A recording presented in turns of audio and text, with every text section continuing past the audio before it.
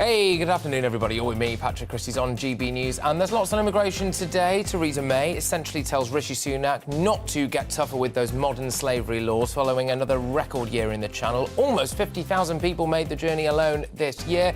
Suella Braverman wants to make it harder for students to bring their family over. We might have finally found out how those small boats actually make it to Calais as well. Mystery solved, perhaps, via Germany and then into France, apparently. We'll fill you in on all of that. In other news, batten down the hatches, people, because January could be absolutely flipping freezing and full of snow. We've seen what's happening in America. Could it be about to have a snow bomb of our own right here in the UK? The NHS? Well, it's spending tens of millions on middlemen who sort out agency staff. It is a shocking waste of taxpayers' money from our broken health service. And we'll bring you advice on how to shift those Christmas pounds, OK? Because apparently gout is making a return. Back by unpopular demand, gout is back. Certainly in my house it is, after the absolute damage that I put my body through this Christmas, but there we go. I will be joined on and off throughout the show by the wonderful Narinder Kaur, GB News regular, and definitely much, much more, by the way. Can I just say, I was reading your Twitter bio. You are not. Well, you describe yourself as a failed reality TV star from Newcastle. I write that because I get called that, and if I write it, then they don't say it. Take the power out of it. Yes, I've taken the power out. Well, we now have successfully taken the power out of it. There we go. As well as a whole host of great guests, it's still just about Christmas, which gives me an excuse to wear this tie. So let's do some serious news, but also have a few laughs along the way, ladies and gentlemen. GBViews at gbnews.uk. Get those emails coming in. But before that, here's your latest headlines with Raymundo.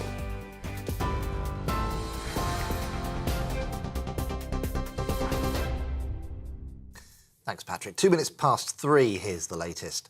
Almost 60 people are now believed to have died as winter storms continue to hammer the US and Canada. The freezing temperatures and blizzard conditions have left many areas under more than 4 feet of snow.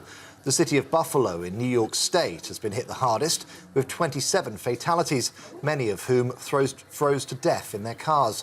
President Joe Biden has declared a federal emergency. Weather journalist Nathan Rao told us what's causing these unusual conditions.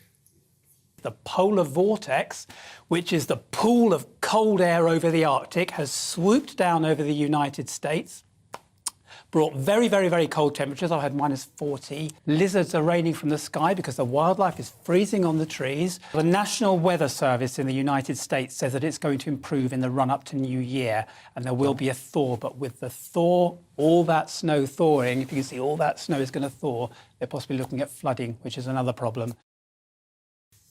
Well, back here, a 23-year-old man has died after being stabbed at a nightclub in Birmingham on Boxing Day. West Midlands police say they were called to the incident just before midnight. Hundreds of people were at the nightclub at the time, and witnesses are being urged to come forward. Meanwhile, Merseyside police are continuing to question 2 people in connection with the fatal shooting of a 26-year-old woman on Christmas Eve. Elle Edwards was shot at the Lighthouse pub in Wallasey Village while celebrating Christmas with family and friends. A 30-year-old man has been arrested on suspicion of murder and attempted murder. A 19-year-old woman has been arrested on suspicion of conspiracy to murder.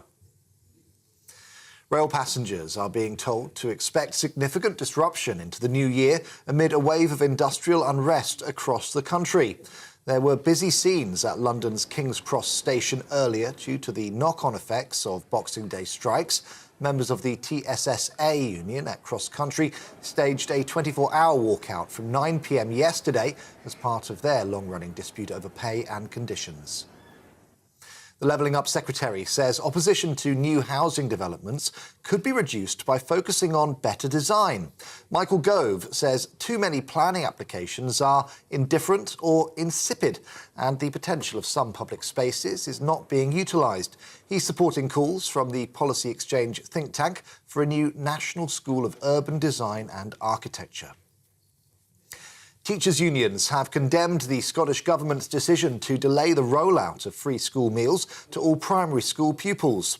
EIS says the food programme is vital to tackle child poverty during the cost of living crisis.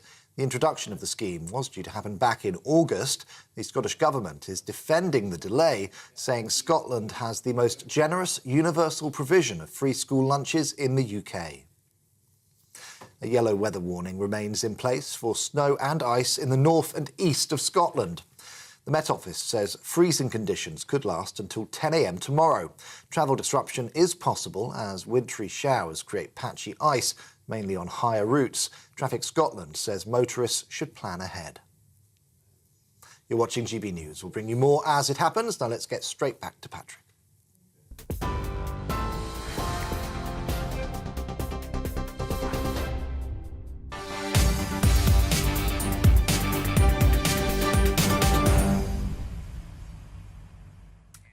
Hey, welcome back, everybody. Good afternoon. Now, should former Prime Ministers actually get involved with the business of the current government, especially if that former Prime Minister happens to be called Theresa May? Well, Theresa May thinks so. She's warned Rishi Sunak against reforming modern slavery laws, claiming that it could create other problems. Well, the idea of rolling back such legislation has been touted by the government as a way of reducing illegal immigration by those gaming the system. Former Prime Minister Theresa May said the government must safeguard world-leading protections for the victims of modern slavery. But there's rather a lot to unpack here, ladies and gentlemen, and I'm sure many of you people at home right now have got a view on it. GBviews at GBnews, get in touch. First things first for me, the overbearing thing there was, should Theresa May butt out? She was former Home Secretary, former Prime Minister. Some would argue not particularly good at either of those two things. She is also still a constituency MP in Maidenhead. Unfortunately for Theresa May, I happen to live in Maidenhead and know what she's doing, or should I say not doing, when it comes to migrant hotels and the budget of the local council there. She is actively refusing to talk to anybody in the local area about the devastating impact of the migrant hotels on the local taxpayers' finances, housing stock, etc., etc., etc.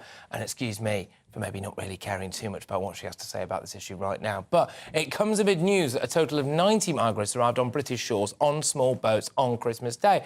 And some people will be saying, well, how on earth did they get these boats? Well, we are aware, anyway, that most of them are made in China. And then we thought, well, hang on a minute, how do they actually get into Europe? The full might of Interpol and Europol seem incapable of actually managing to stop these boats from reaching the beaches of Calais and 50-odd people getting on these now not-so-small boats and making their way to the land of milk and honey that is the United Kingdom. Well, it turns out it's the Germans. That's right. It turns out, according to reports, that Germany is responsible for procuring a lot of these boats, not the government, just the people, and then sending them through to France. And then, of course, once they're in France, well, they can get to Calais. They're not exactly going to meet much resistance in France, are they? It is Christmas. I'm allowed to make these lazy tropes. Anyway, right, joining me in the studio right now to discuss all of this is Stephen Wolfe, the Director for the Centre of Migration and Economic Prosperity, and Ivan Sampson, who is an immigration lawyer. Both of you chaps, thank you very much, and thank you for coming in the studio in this squishy in-between Christmas and New Year period. You should be on your sofas with heartburn now, certainly where I like to be. But anyway, talk to me initially about Theresa May, Stephen. This interjection about softening or not softening our modern slavery laws. She's concerned that people might slip through the gaps. I suspect the vast majority of the public are concerned with men from Albania taking the mick. I think most people are concerned about any of those who come over here as illegal immigrants and claim asylum when they don't have genuine asylum claims. And particularly when we look at the Albanians, who we know are very well connected to the crime syndicates, that's what the NCIS is telling us, and they're using the Modern Slavery Act as an excuse to be able to remain here. The thing about Theresa May, though, she's always been relatively soft on the issue of crime versus illegal immigration. She's been soft on how to work with immigration. But more importantly for this was a policy that she championed whilst she was Prime Minister, helped push it through, and I think it's about her legacy. If this goes, she hasn't really got much of her time as Prime Minister in. No, exactly that. Ivan, just in terms of the actual finer details of this, or the law, if you will, is there not a way of doing it, of rewriting the law or modernising it, where we can make sure that people who are the victims of modern slavery, so people in, very abusive domestic relationships in the UK at the moment, or people in sex work in the UK at the moment, all of those people are still protected at the same time as people coming over in dinghies with the intention of dealing drugs on the streets of Britain are not protected? No, I agree. Look, for once I agree with Theresa May on this issue. OK. It's a very complex issue, modern slavery, and each case is exceptional on its fact. You can't bundle everyone into one area and say, well, they're all gaming the system. The problem is the way that it's considered. Once someone claims that they've been trafficked, there is an automatic kick-in of the national referral mechanism. And that's the problem. Because you may have an Albanian who's claiming asylum and his claim to be certified as clearly unfounded because he comes from a safe country, and that's fine. At the same time, that person can then say, I've been trafficked. Yes. Then you've got to run through the national referral mechanism, which could take years to do. But can that not be reformed in any way without it making it less safe for genuine victims? Absolutely, and this is the problem. It's the system which is wrong. It's the way that the government processes these things, considers these applications. That is the problem. So we need tight controls, and we should consider certifying those claims at the same time as the asylum claim. So both the trafficking claim and the asylum claim are both certified as clearly unfounded. I'm sure you'll have a view on this, but I'll go to Stephen first, which is, look, for me, if it emerges that you have paid thousands of pounds to be transported somewhere, I would argue you're straight out the door, I'm afraid. You know, I don't get to go to my Uber driver at the end of a trip. Oh, sorry, I know I told you that I wanted to come here, but you actually trafficked me. Well, it is very clear to most sensible, normal people that if you are paying a people trafficker, then you're actually getting yourself involved in that trafficking issue, because you could easily get a flight over to the UK and come here and come on holiday. Perhaps you could even claim an application for work with a business if you've got the right skills. So there is the question of why are you paying people traffickers to, or I should say really more accurately, people smugglers to get you over into the UK. And that would automatically raise flags. The question that we have, and this is where Ivor and I would, in the discussion before we come in, very clearly right, is that the government needs to change legislation, it needs to review its procedures in order to make these more smooth and accurate to get that type of person out. And if you do so, you do send a message to the people smugglers that that route is no longer viable for you. Yeah, well, it has to be done at source, as close to source as possible. I personally have been very vocal about this. I would like us to see the SAS sent into wherever they are in the world and just get these people traffickers slotted personally, but apparently we're incapable or unwilling to do that. So maybe it has to be the deterrent of people knowing that they will be sent back if they do break the law in this way. But in terms of the modern slavery law, is it just Theresa May's legacy in this regard? Are we looking at a lady here who has got, well, looking at a political career that most people remember as an absolute, complete and utter shambles in a lot of regards, desperately trying to cling on to what shred of credibility she might have? No, look, on that point about people paying traffickers, they don't. That's not how it works. So how do they get here? They get here in debt. Yes. So what happens is the traffickers will say, we're going to bring you to the UK. You owe us now £20,000. Let's just say for argument's sake. You've got to work that off. That's never paid. And the interest on that... But that makes... If someone does that, then they're an idiot. No, in truth, but people are desperate. People come from desperate situations. And what we can't then do is, remember, their own families back in Albania are under threat from these gangs if they don't work. I deal with this. I had a client who had his fingers chopped off in an accident at work. Someone who'd been trafficked. He couldn't go to NHS. He had to bandage it himself. 20 years he was kept as a slave by gang masters. So these are sort of people that we need to protect, and the trafficking laws help to do that. But to be fair, though, Ivor, this is a situation of their own making. They know the consequences of what will happen if they take a loan from gangsters.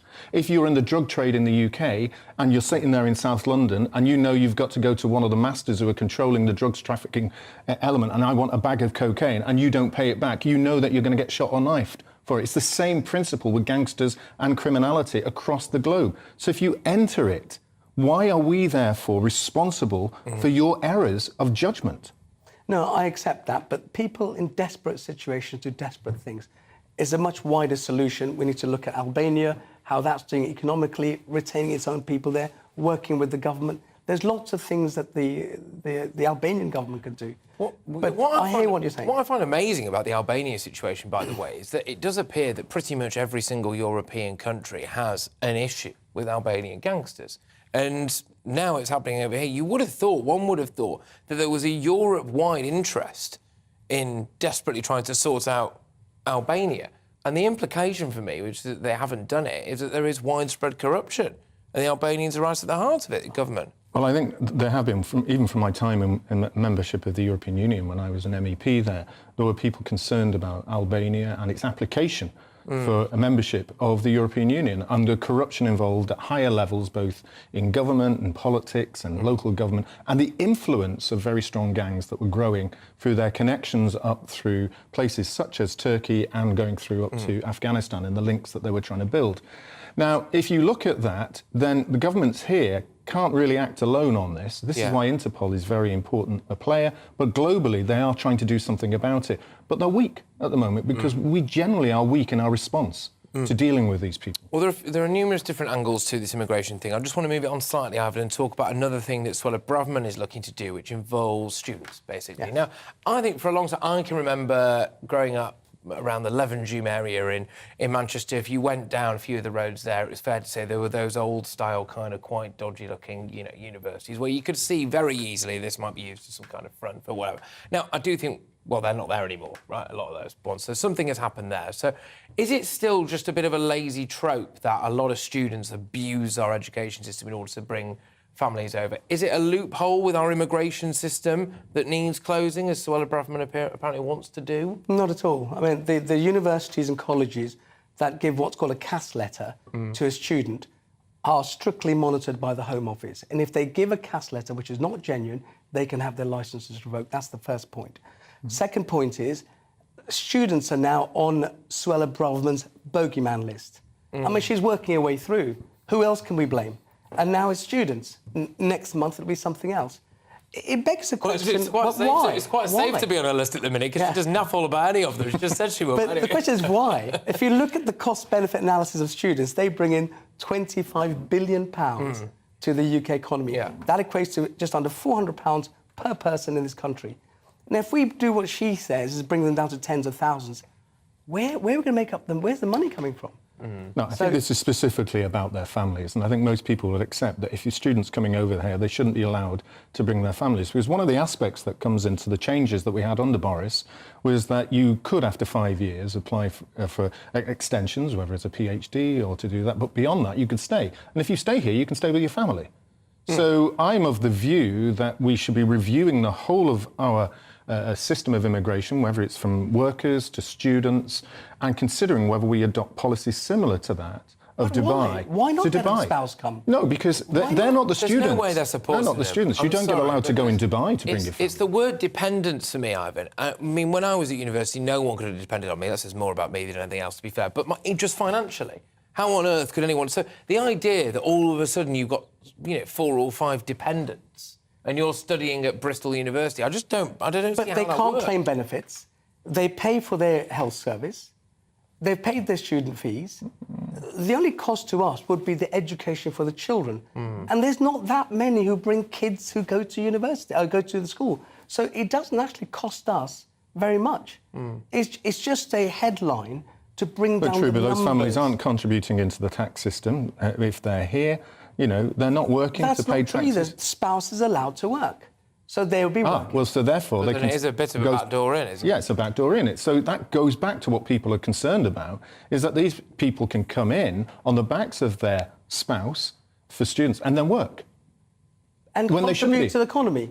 What is wrong with that? But that's, again, a way of avoiding the rules on visas for employment, which is why we need wholesale... We're supposed to have had wholesale reform after 2016's Brexit, where it made it very, very clear who were the skilled workers. But as we discussed prior to coming onto the show, the skilled workers, what's categorised as that is a mess. Someone can come in as a fish and chip owner as a skilled worker, and someone who's much skilled is not. I've got a lot of Greek relatives who would regard owning a fish and chip shop as being highly skilled too. That's the business side of it. If I was an Indian I flipped fish and chips, to be honest, I know. If I was an Indian oncologist, top of my profession, and I'm thinking about coming to the UK to do some extra studies, and I couldn't bring my wife and my kids, I'd go to the States. You go elsewhere. And that's what we're talking about. But they have a similar issue over there. They have a similar issue over there, and they don't always allow all their families too, as we know. Chaps, thoroughly enjoyed this start to the show. Thank you very, very much. Great stuff. That was the wonderful Ivan Sampson there, as well as Stephen Wolfe.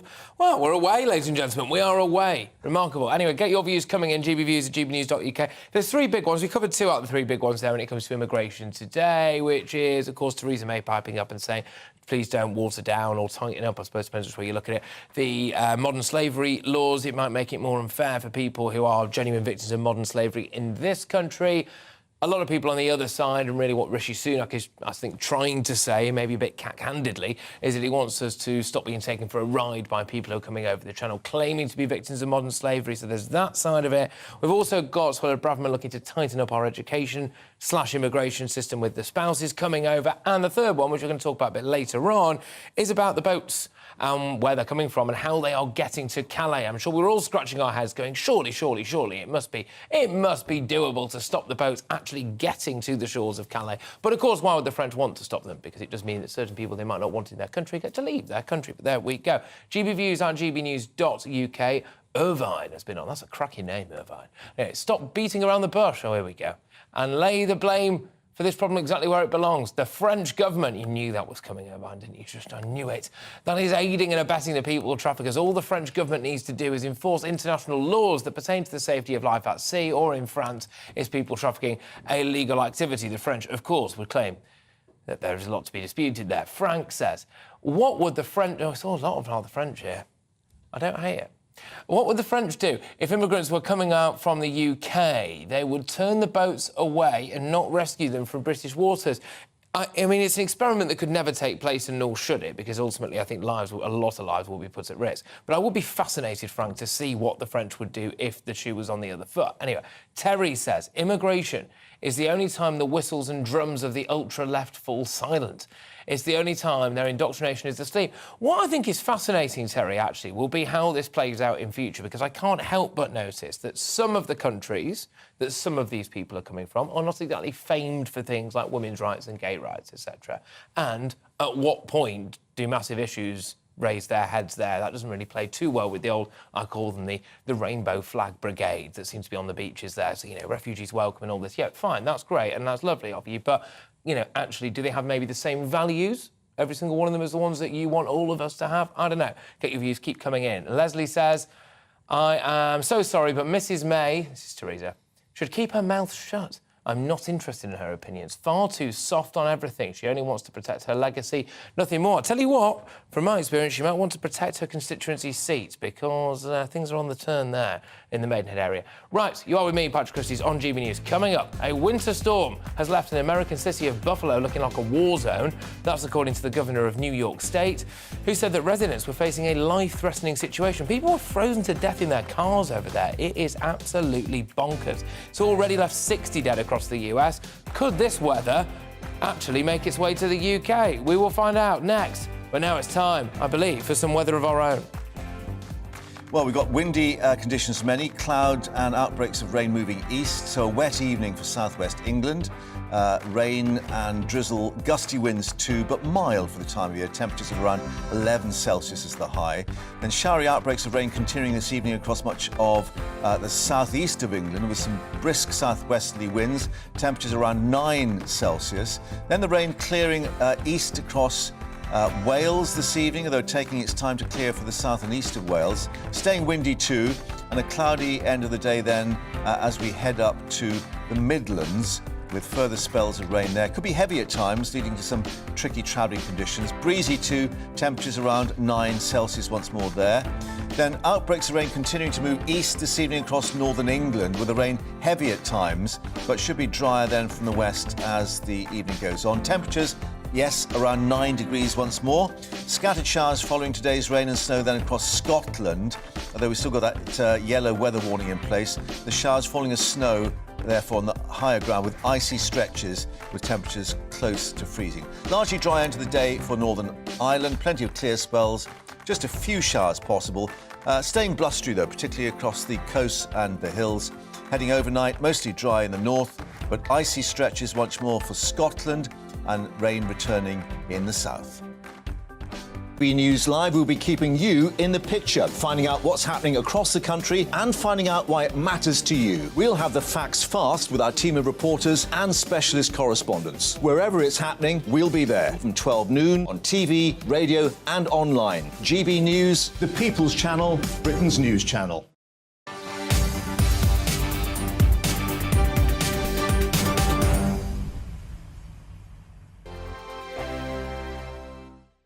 Monday to Thursday, 9 p.m. till 11 p.m. Join me, Dan Wootton. I'll bring you the sharpest takes and hottest debates. Do you not believe in prison? I don't believe in prisons. I'm completely Right. stunned. I guarantee you there'll be no spin, no bias, no censorship, I actually was personally quite offended by it.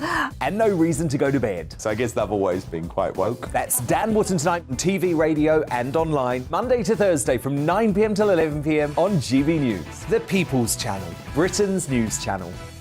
Every morning from 6 o'clock, we'll wake you up with GB News Breakfast with all the stories you didn't know from the night before. So whether it's serious news, entertainment, or your own views from all over our great nation, we're here to kick off your day with a smile. The national media should be reflecting and reporting what's happening here. You will notice the northwestern accents.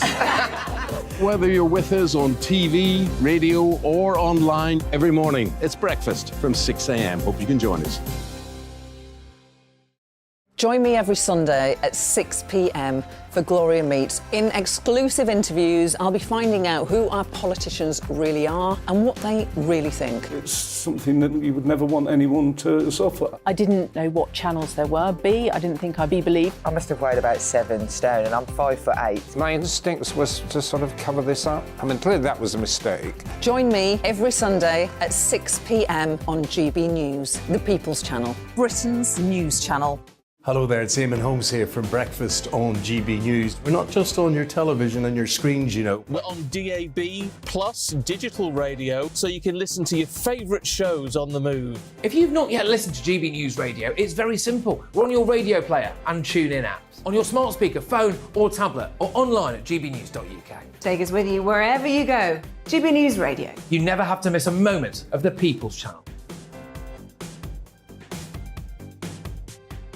My name's Tom Harwood and join me 9:30 a.m. every weekday for The Briefing, your one-stop shop for everything you need to know about what's going on in politics today. I wonder if this is a deal that might need to be like the biscuits in this factory, twice baked. Is there not an opportunity here to win out against the extremes? Tom Harwood, GB News. What are you going to do about it?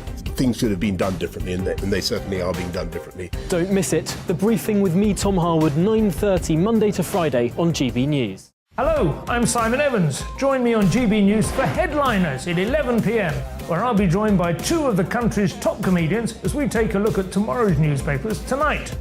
If it's a big story, we'll be covering it, I guarantee, but we'll also have some fun along the way.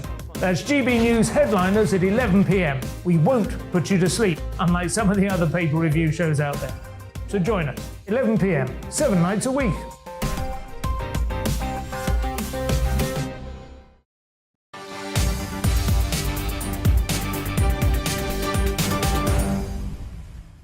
Welcome back, wonderful people. Now you are with me, Patrick Christys, on GB News. And emergency crews in New York have been scrambling to rescue residents from what's been described by authorities as the blizzard of the century. So far, the storm has left 28 people dead in New York State. It's taken at least 60 lives across the US. People apparently froze to death in their own cars, which is unreal, isn't it, really, when you think about it? That's like a disaster movie. President Joe Biden issued a federal emergency declaration for New York. There's now questions on our side of the pond about whether we could be on the receiving end of something, well, a little bit like this anyway, in the coming weeks. And get this, our weather community over here is mixed on it, which is not reassuring, actually. I'd normally like as much clarity as possible from our weathermen and women, but they are very split on this. Anyway, here to discuss this right now with me is Mark Summer, who's a reporter at Buffalo News. Now, Buffalo is nearly 400 miles from New York City, but it has been at the epicentre of some of the worst of these storms. Mark, thank you very much for joining us. I mean, firstly, are you all right? You seem all right. You're indoors, at least. I am indoors, yeah. We're actually in the 3rd day of recovery right now. What you're looking at, what people are seeing on their screen, is the whiteout conditions that lasted for about 48 hours, the 2 days of the Buffalo blizzard. One for the ages, the governor of New York called it. You had a convergence of whiteout conditions where you couldn't see more than a few feet ahead of you. And then you had gusting winds up to 70 miles per hour. You had 109 centimeters of snow dropped, all within a very short amount of time. It made it extremely difficult. Now you see people shoveling on your screen. So we're in the 3rd day of recovery. There's still a travel ban in effect for the city of Buffalo and a neighboring city, but the rest of the county has lifted its travel ban. So there's some positive developments happening now because it's not snowing. The wind's gone, the whiteout conditions are over. You said it happened very quickly. It obviously did happen very quickly and to the absolute extreme. As far as we understand it, the death toll currently stands at around 60 across the whole of the US. One would imagine, Mark, and I hate to say this, but that is going to rise a lot as the snow thaws and people finally go and check on neighbours, the elderly down the road. I mean, people in their cars have been dying, apparently. That's what's been happening. A lot of people have been, many people, there are about 12,000 people are still without electricity, some of them in the city of Buffalo, some of them since last Friday. So that's, we're now on our 4th day with freezing temperatures. So it's hard to know what's going on inside every home. But there have been people, as you pointed out, found frozen to death in their cars. There was a travel ban instituted immediately on Friday morning, but it didn't stop a lot of people from getting in their cars.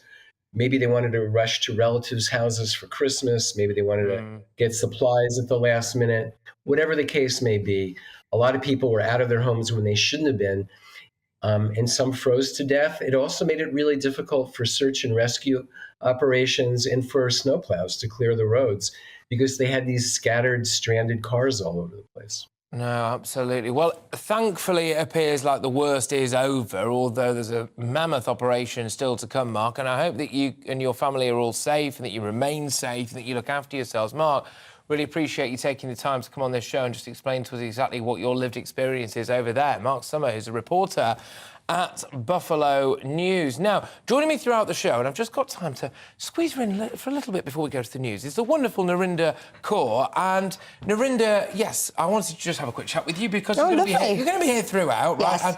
And the way that the show has gone so far, you've just been doing a lot of sitting. And I don't mind that because I always get told I talk too much. So, and I think we're supposed to have a little bit of a fight because I know we disagree in a lot of things. It's Christmas, I don't have to fight you. Oh, we don't have to fight. But going back to the snowstorm, now, do you remember when we had beasts from the east, about 4 or 5? So we had nothing like that, though. And this country can't cope when we get a bit of frost on the ground. Yeah. So can you imagine if we had that? Well, supposedly, and we'll talk about this a little bit later on, Narinder, supposedly we are about to get a couple of weeks of wild weather in January. I can't. I know we have to expect it. This is the UK, but I could not cope with that. I don't like it. It's too cold. And then what about the heating costs? Well, this is the other thing, I'm anxious. My anxiety is going up, thinking I have to put the heating on, I'll be cold, and then the bills. Well, my concern would be that they'd make me sleep here in order to do the But we thought you did sleep here because you're the hardest working man in TV, Patrick. I've got a little funny story for people afterwards. Apparently, Aldo Zilli, the chef to the superstars, was in the office earlier on, and I thought I'd go and have a little nap in the presenter's change room, and I woke up to Aldo Zilli. And it turned out that I'd been sitting on his hat. Hat, not hand, because I think you said hand. No, you said hand. That's a very different show. That's what I actually thought you said that. At home with Aldo. Anyway, right, OK, you're with me, Patrick Christys on GB News. Gout, the condition that can cause excruciating pain in toes, wrists, elbows, knees. Well, it's back, people. Gout is back. In recent years, hospital admissions for the disease have skyrocketed. We will speak to a GP about that next. But first, it's time for your latest headlines with a man I'm reliably informed has never had gout. It's Raymundo.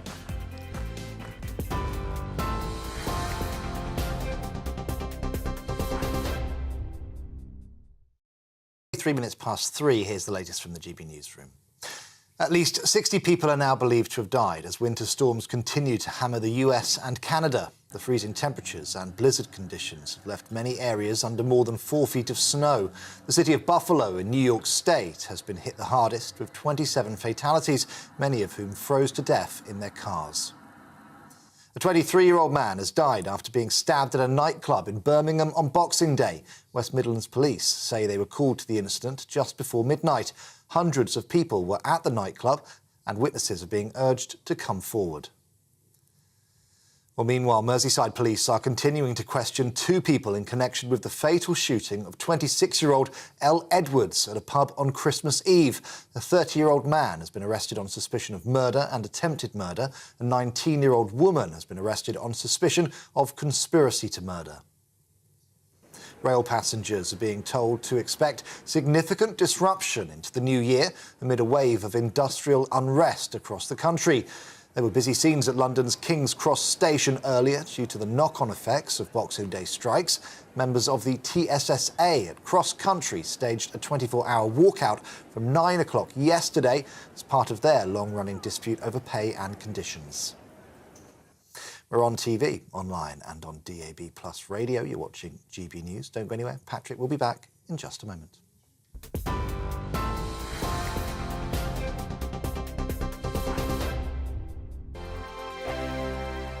We are GB News, and we'd like to say thank you to each and every one of you for bringing us your conversations, for helping our great nation find its voice. We are here for you on radio, television, and online, across England, Scotland, Wales, and Northern Ireland. It's not the BBC, you actually get your facts right. We are proud to be GB News, the People's Channel, Britain's news channel.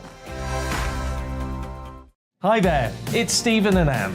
At breakfast from 6 a.m, you'll always be caught up with everything you need to know, the latest headlines, opinions and debates. We'll bring you the good news and the bad, but most of all, we're here for you. Remember, send in your views and let us know what you would like us to talk about. That's because we're your news channel. And every morning at 6 a.m, it's breakfast on GB News.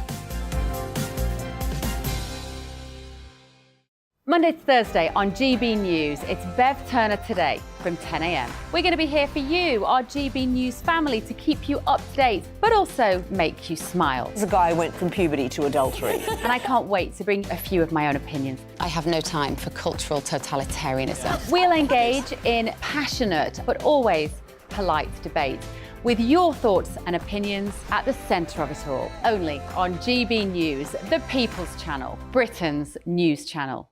Join me, Nana Akue, Saturday and Sunday afternoons on GB News. Expect fiery debate and passionate discussion as me and my panel tackle some of the biggest topics hitting the headlines. It's a place for everyone's opinion. No one gets cancelled, but no one gets an easy ride. Oh, she's on it today! Be ready for conversations that are fierce, frank, and of course, fun. Every Saturday and Sunday afternoon from 4 p.m. on GB News, the People's Channel. Join my show Farage, 7 p.m. till 8 p.m. Monday through Thursday. And there you will get opinion, analysis, debate, and I'll cover stories that nobody else dares to touch. You've been cancelled. Join the club. Oh my goodness me. And then for the last 15 minutes, talking pints. We're over a drink. We have a civilised conversation with someone. We very often disagree, but we do it in a grown-up way. Come and join me on Farage. We are GB News, the People's Channel. And right across the United Kingdom. You can find us on Sky Channel 512. Virgin Media Channel 604. Freesat Channel 216. Freeview Channel 236. And YouView Channel 236. You can also take us with you on DAB+ radio. With the GB News app and at the website gbnews.uk. We're absolutely everywhere. Come join us on GB News, the People's Channel, Britain's news channel.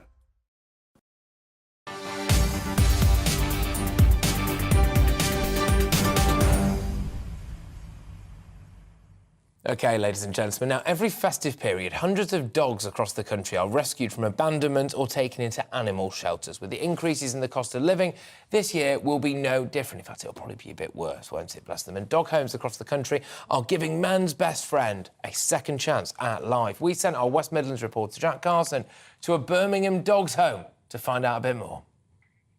A dog is for life, not just for Christmas. The phrase coined by the charity Dogs Trust remains as true as ever, 40 years later. Every Christmas, the RSPCA estimate 4,000 animals are dumped in England and Wales. When they're found, many are brought to charities like Birmingham Dogs Home and their Sunnyside Centre in Wolverhampton. Centre manager Karen Doy says the number of dogs brought here is up on last year. The dog wardens are bringing the dogs in daily. This particular centre has 5 local authorities, and I think there's 9 altogether between the 2 sites, as and Birmingham at Solihull. So we do get a lot of dogs in. We're up this year, there's 250 dogs have come in to date, more this year than last year. So we are extremely pushed for space. We're getting inquiries daily about people asking if we can help take their dogs in. They can't afford them any longer. The charity has existed in the Midlands for more than 130 years. But in the middle of a cost of living crisis, keeping a place like this open has been made more difficult over the past year, as head of fundraising Fee Harrison explains. So we have 4 kennels, which means that we have more mouths to feed, more vet bills, more kennels to keep warm. So our fundraising appeal for Christmas is more important than ever. We have lots of support from local businesses, which is great. So people are bringing down donations of food and biscuits and toys, which is fabulous. We've also got an appeal on our website where people can go on there and they can donate online. They can donate in memory of people and in memory of their dogs. So we're trying to be creative and do as many things as we can just to keep that support coming in. It's not just donations that this centre needs. For dogs, this place is full, and so they need people to come and adopt dogs, like Timothy. And dogs to adopt come in all shapes and sizes. This is Donald. He's a 9-month-old American Bulldog cross and arrived at the centre in October. But unfortunately, upon his arrival, he had to have surgery.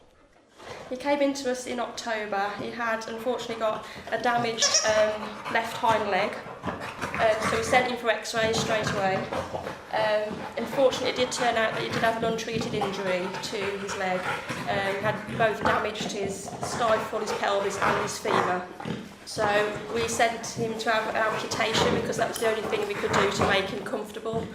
He is definitely not dampened his spirits, and he's a really happy little chap, loving life still, so that's nice. Without Birmingham Dogs Home, Donald would not be the bouncy 9-month-year-old pup he is today. This Christmas and New Year, when the calls come in from people who can no longer look after their canine companion, charities like this across the country will be there to love and look after them until they can hopefully find their forever home. Jack Carson, GB News. That is a fantastic little package there, I must say. Not the first time, Jack. No. Anyway, and Narinda Kaur joins me in the studio right now before we go to our guest on this. Now, Narinda, you were just telling me now, you are not a dog person. You know, my son really wanted a dog for Christmas and he thought he was going to get a dog, and Christmas Day came and no dog was there. And the reason being, I was attacked by a German Shepherd when I was 12, 13 years old, and I ended up in hospital. That's a good... And I was just bitten all over. Well, I was going to say, are you all right? But I mean... Yeah, I'm all right now. But I've just been scared of dogs ever since. And people have said, no, you just had the wrong dog, but it still affects you for life. I can imagine. But my kids desperately want a dog. And I do look at them and think, but no. What about you? You're definitely a dog person. I just can't really have one. We did a thing, I was covering breakfast earlier on with the wonderful Ellie Costello, and we were trying to basically force our bosses into getting studio dog here at GB News. Oh, why won't they get one? Well, they haven't actually approved it. It's just that one of those things you don't want to ask them, so that they definitely say no. We're just trying to hope to garner enough public attention for it, and they have to do it, really. But there you go. Right, well, Narinda, I'm going to, to leave you sitting there a little bit longer because we're going to go to our guest now, Lee Henderson, who is a friend of the channel. It's Lee Henderson, kennel manager at Stray Aid in Durham. And we've had a bit of a relationship with Stray Aid, actually. We've got the wonderful Cora Rehome. Well, Lee got the wonderful Cora Rehome, but we gave Cora a little bit of exposure here on GB News, which was wonderful. Lee, how are you? I'm fine, Patrick. How are you doing? Very well, and thank you very much for giving us a bit of time. I hope you had a wonderful Christmas, actually. And so just talk to us a little bit about the current state of play at Stray Aid. Are you seeing more of a demand, an increase in demand, people just basically, I suppose maybe a bit skinned and having to either give their dogs up or certainly not come and get one? Well, the same as a lot. Obviously, I've just watched your brief advert with regards to Birmingham Dogs Home. Everybody's in the same boat. There's a lot of people out there that are phoning. We've experienced a large number of phone calls. 1 in maybe 4, 1 in 5 phone calls, somebody wanting to hand over a dog. Yeah, exactly. And, I mean, it is... we are a nation of dog lovers, animal lovers in general, really. And, I think it would be nice if people maybe turn to places like yourself, Stray Aid, more than going down the pedigree route, do you think? We get all sorts of breeds in. When I first started 10 years ago, it was just full of staffies. Since then, obviously, lurchers has took over. the main breed, especially for where we are in the north. But we do see breeds of, many different, things that we get through the door. But we just cope on a daily basis. But we're the same as everybody, the cost of living is definitely kicking in with regards to people looking after their own dogs. Yeah, no, absolutely. And there's even places like doggy food banks opening up in Scotland from what I've seen as well. But would you say to people, instead of making a rash decision and just going, oh, we just want a dog, they need to think it through a bit, don't they? Because otherwise, unfortunately, those dogs will learn to love their new owner, and then as lovely as places like Stray Aid are, they'll find themselves back there, won't they, when the owner realises that they can't cope. There's a lot of things. I mean, during COVID, everybody wanted to rehome dogs. It was an excuse to get out and about. Weren't realising what breeds they were taking on board, whether it be garden breeds, working breeds. And it caused a lot of separation anxiety when people have had to go back to work. Before Christmas, we saw a lot of pups come in, which isn't the norm for us. We tend to get a lot of dogs of across the age. A lot of dogs that are older need veterinary treatment, but it has put a strain on the charity. OK, well, Lee, thank you very, very much, as always. And you said you had a good Christmas. Hope you have a wonderful New Year and that everything goes well at Stray Aid. And there is a website. Have you got a website that people can go if they've seen you on here now and they want to have a look at some of the dogs that you've got? Yeah, it's www.strayaid.org.uk, and we have got dogs up for rehoming now.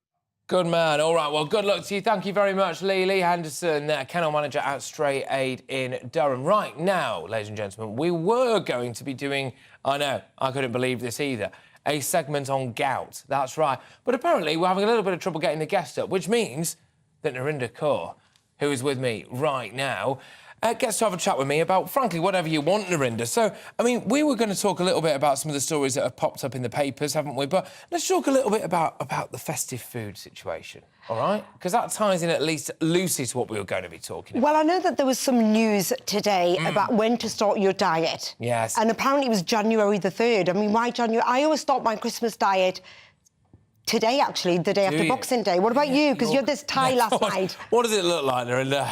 What does it look like to you? But I think the drinking's the problem. I think the drinking, and I bet you obviously can't be drinking because you're on yes. But then my drinking goes out of control at Christmas time. And then you think, hang on, I've got a bit...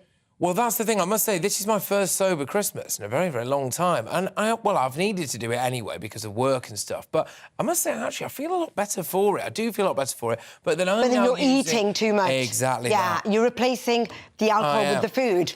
Yeah. 100%. In fact, I had a 2-week-old mince pie. By the way, I was about to ask, how old are these? 2 weeks. And where are they from? Or we cannot say? I don't know. Yeah, I'm a bit of a snob. But it's going to, wherever they're from, they're going to get up and walk back there in about another week's time if no one eats them because they've been there that long. But, people are getting incredibly unhealthy over the Christmas period. Can I ask, what's on your Christmas menu? What we ate on Christmas Day? A curry. Oh, really? Yeah, I made a curry because we're vegetarian on Sunday.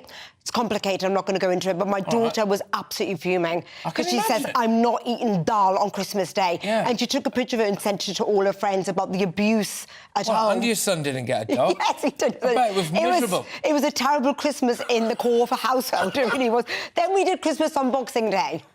Yes. Then you did Christmas on Boxing Day. That's fascinating, because in a lot of cultures, they do Christmas on Christmas Eve. Yes, in Mexico, we did it the other day. We did it the other way. We did it on Boxing Day. You're just like furrowing your own path through life, don't you, really? But I tell you what we should be talking about. Come on, do it. Is the agency leeches sucking the NHS. You do know the agency's been around forever. This isn't something new. No, I get it. Also, I've got a bit of a mixed feeling on this. My only concern is that it looks like a massive waste of taxpayers' money. If we're already paying for the NHS, then we're paying for people to find agency staff to work in the NHS. But you do know that if the NHS paid properly, the nurses and doctors, then they wouldn't leave to go to an agency. So the NHS just need to pay the right wages and they'll retain that staff. It's really simple. No? One of the things that I find absolutely fascinating about it is the absolute scale of the money that is being used here. £500 million a year to provide locum nurses and doctors, which makes me just wonder, why don't we just privatise the whole thing anyway?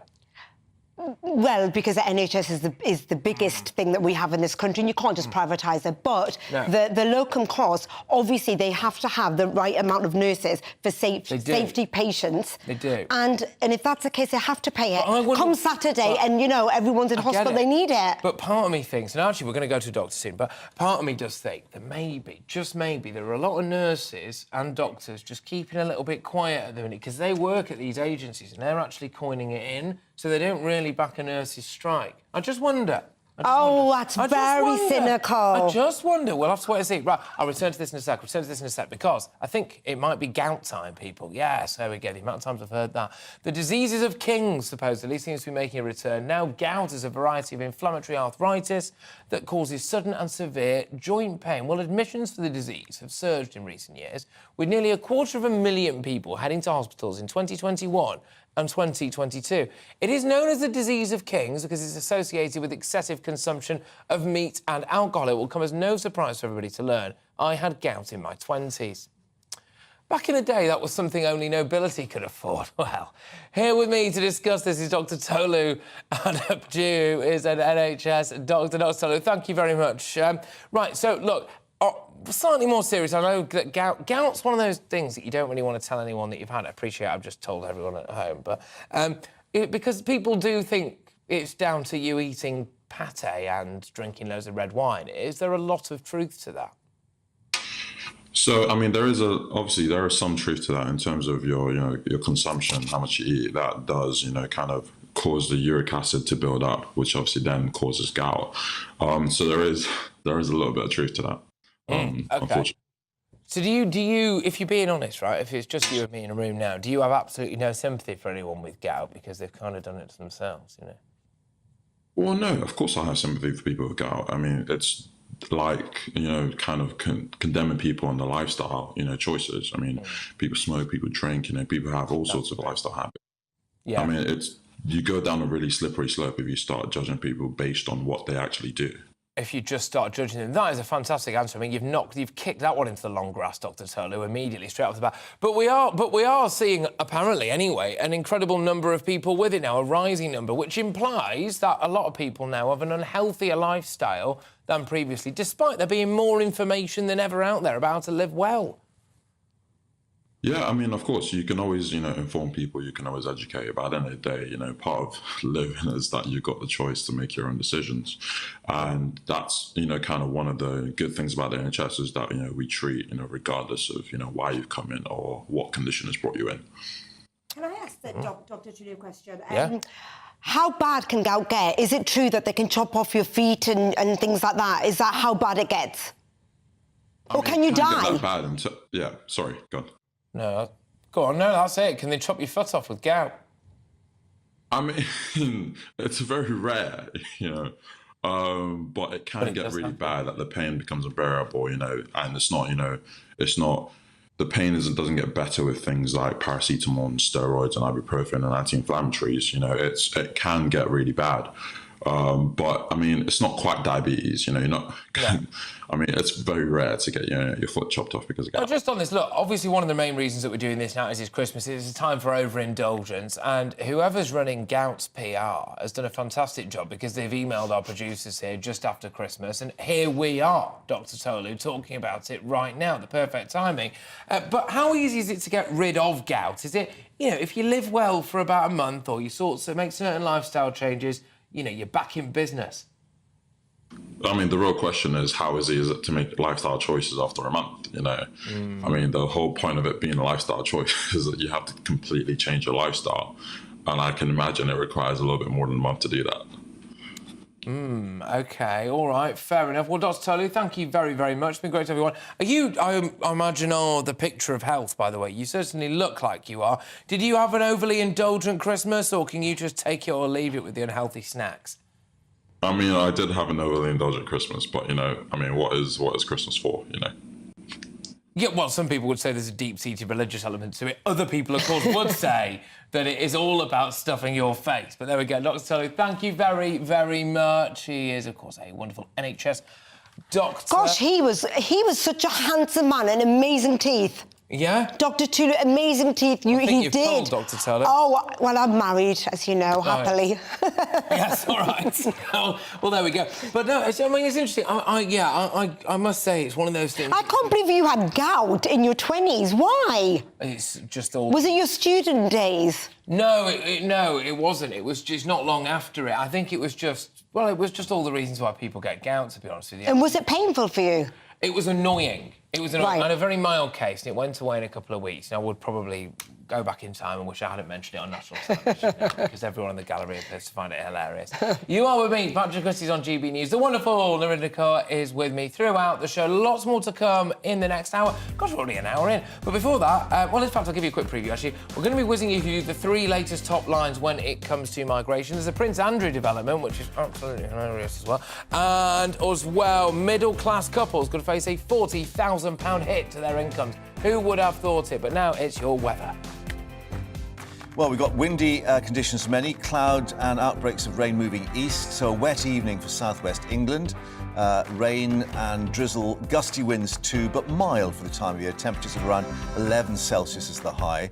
Then showery outbreaks of rain continuing this evening across much of the southeast of England with some brisk southwesterly winds. Temperatures around 9 Celsius. Then the rain clearing east across Wales this evening, although taking its time to clear for the south and east of Wales. Staying windy too, and a cloudy end of the day then as we head up to the Midlands with further spells of rain there. Could be heavy at times, leading to some tricky travelling conditions. Breezy too, temperatures around 9 Celsius once more there. Then outbreaks of rain continuing to move east this evening across northern England, with the rain heavy at times, but should be drier then from the west as the evening goes on. Temperatures, yes, around 9 degrees once more. Scattered showers following today's rain and snow then across Scotland, although we've still got that yellow weather warning in place. The showers falling as snow, therefore, on the higher ground with icy stretches with temperatures close to freezing. Largely dry end of the day for Northern Ireland, plenty of clear spells, just a few showers possible. Staying blustery though, particularly across the coasts and the hills. Heading overnight, mostly dry in the north, but icy stretches once more for Scotland and rain returning in the south.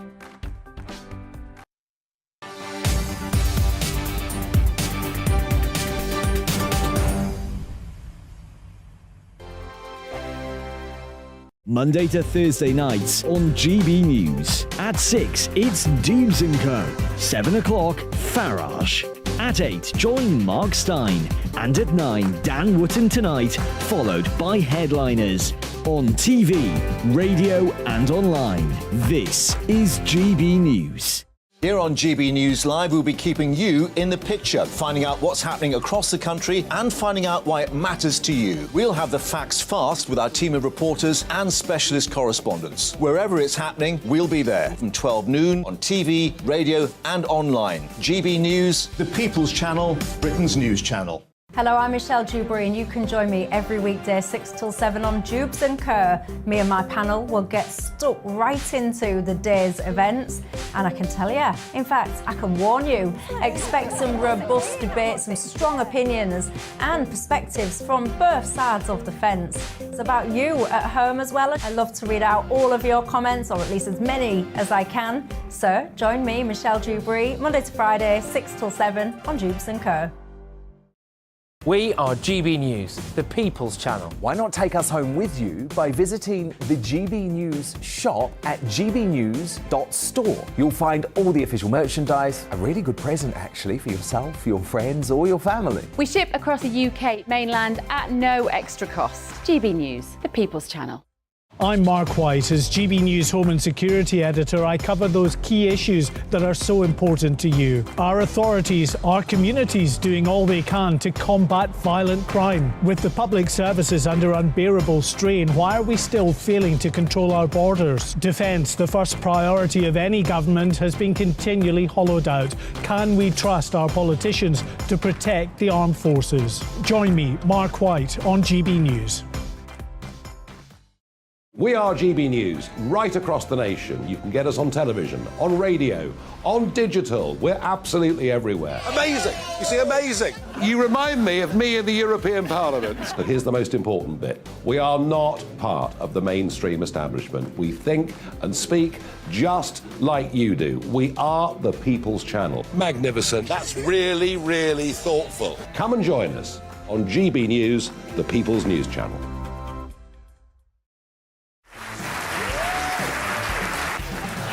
My name is Andrew Doyle. Join me every Sunday evening at 7 p.m. for Free Speech Nation. This is a show where we address current affairs and news stories of the week with the help of two wonderful comedian panellists. I brought in comics because I want to give it a lighter edge, and also they work for less. See you there.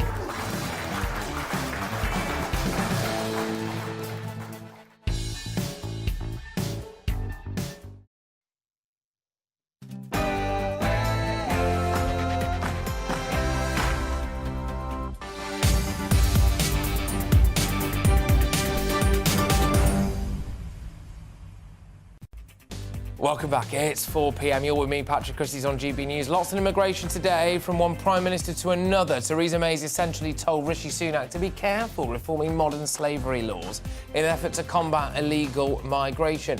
Nearly 50,000 people have made the journey across the Channel alone this year.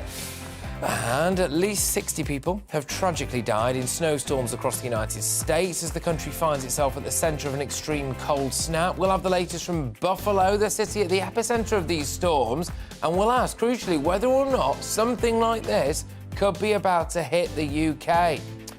The NHS is spending tens of millions on middlemen who sort out agency staff. It is a shocking waste of taxpayers' money from our broken health service. However, as well, the argument is there, to be fair, that if we did increase nurses and paramedics, etc's wages, then maybe we wouldn't have to spend so much, not just on the staff, but on the brokers to get you the middlemen and middlewomen. There's a lot to chat about there. And I'll be doing a lot of it throughout the course of the show by the wonderful Narinder Kaur. She's a GB News regular. Now, she describes herself as a failed reality TV star from Newcastle. I say she's so much more than that and has been an absolute, complete and utter godsend and array of sunshine today, I must say. So thank you very much, Narinder. Throughout the day, I want to get your views as well on all the topics that we'll be discussing. Go to your views as much as possible. I would quite like to get your views on the latest on the immigration front. There are three angles to this, so you've got more than enough to go at, OK? You've got the fact that the modern slavery laws, are they tough enough? Do you think we're being taken for a ride on that? Also, Theresa May piping up on that as well, of course. It turns out a lot of these small boats, not so small boats, are coming from Germany. And do you think we're being taken for a ride when it comes to people mugging us off via our student system? OK, so there's a lot on immigration there. gbviews@gbnews.uk. Keep them coming in. Also, if you do want to send in a cheeky little picture of how lazy you're being today, I know a few people who are being rather lazy today, but I want to hear from you. gbviews@gbnews.uk. Before that, though, it's your latest headlines.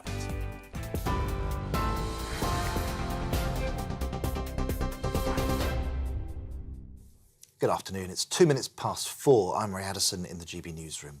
Almost 60 people are now believed to have died as winter storms continue to hammer the US and Canada. The freezing temperatures and blizzard conditions have left many areas under more than 4 feet of snow. The city of Buffalo in New York State has been hit the hardest, with 27 fatalities, many people freezing to death in their cars. President Joe Biden has declared a federal emergency. Mark Sommer is a journalist with Buffalo News. He told Patrick people were warned not to use the roads. There was a travel ban instituted immediately on Friday morning, but it didn't stop a lot of people from getting in their cars. Maybe they wanted to rush to relatives' houses for Christmas. Maybe they wanted to get supplies at the last minute. Whatever the case may be, a lot of people were out of their homes when they shouldn't have been, and some froze to death. It also made it really difficult for search and rescue operations and for snowplows to clear the roads because they had these scattered, stranded cars all over the place. Well, back here, Merseyside police are continuing to question 2 people in connection with the fatal shooting of a 26-year-old woman on Christmas Eve. Elle Edwards was shot at the Lighthouse pub in Wallasey Village while celebrating Christmas with friends and family. A 30-year-old man has been arrested on suspicion of murder and attempted murder. A 19-year-old woman has been arrested on suspicion of conspiracy to murder. Well, meanwhile, a 23-year-old man has died after being stabbed at a nightclub in Birmingham on Boxing Day. West Midlands police saying they were called to the incident just before midnight. Hundreds of people were at the Crane nightclub at the time. Witnesses are being urged to come forward. Well, rail passengers are being told to expect significant disruption into the new year amid a wave of industrial unrest across the country. There were busy scenes at London's King's Cross station earlier due to the knock-on effects of those Boxing Day strikes. Members of the TSSA at Cross Country staged a 24-hour walkout from 9 p.m. yesterday as part of their long-running dispute over pay and conditions. The Levelling Up Secretary says opposition to new housing developments could be reduced by focusing on better design.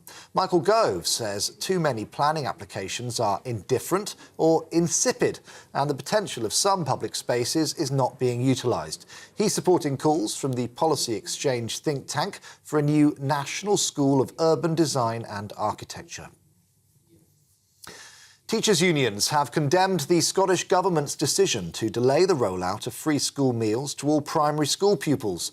EIS saying the food programme is vital to tackle child poverty during the cost of living crisis.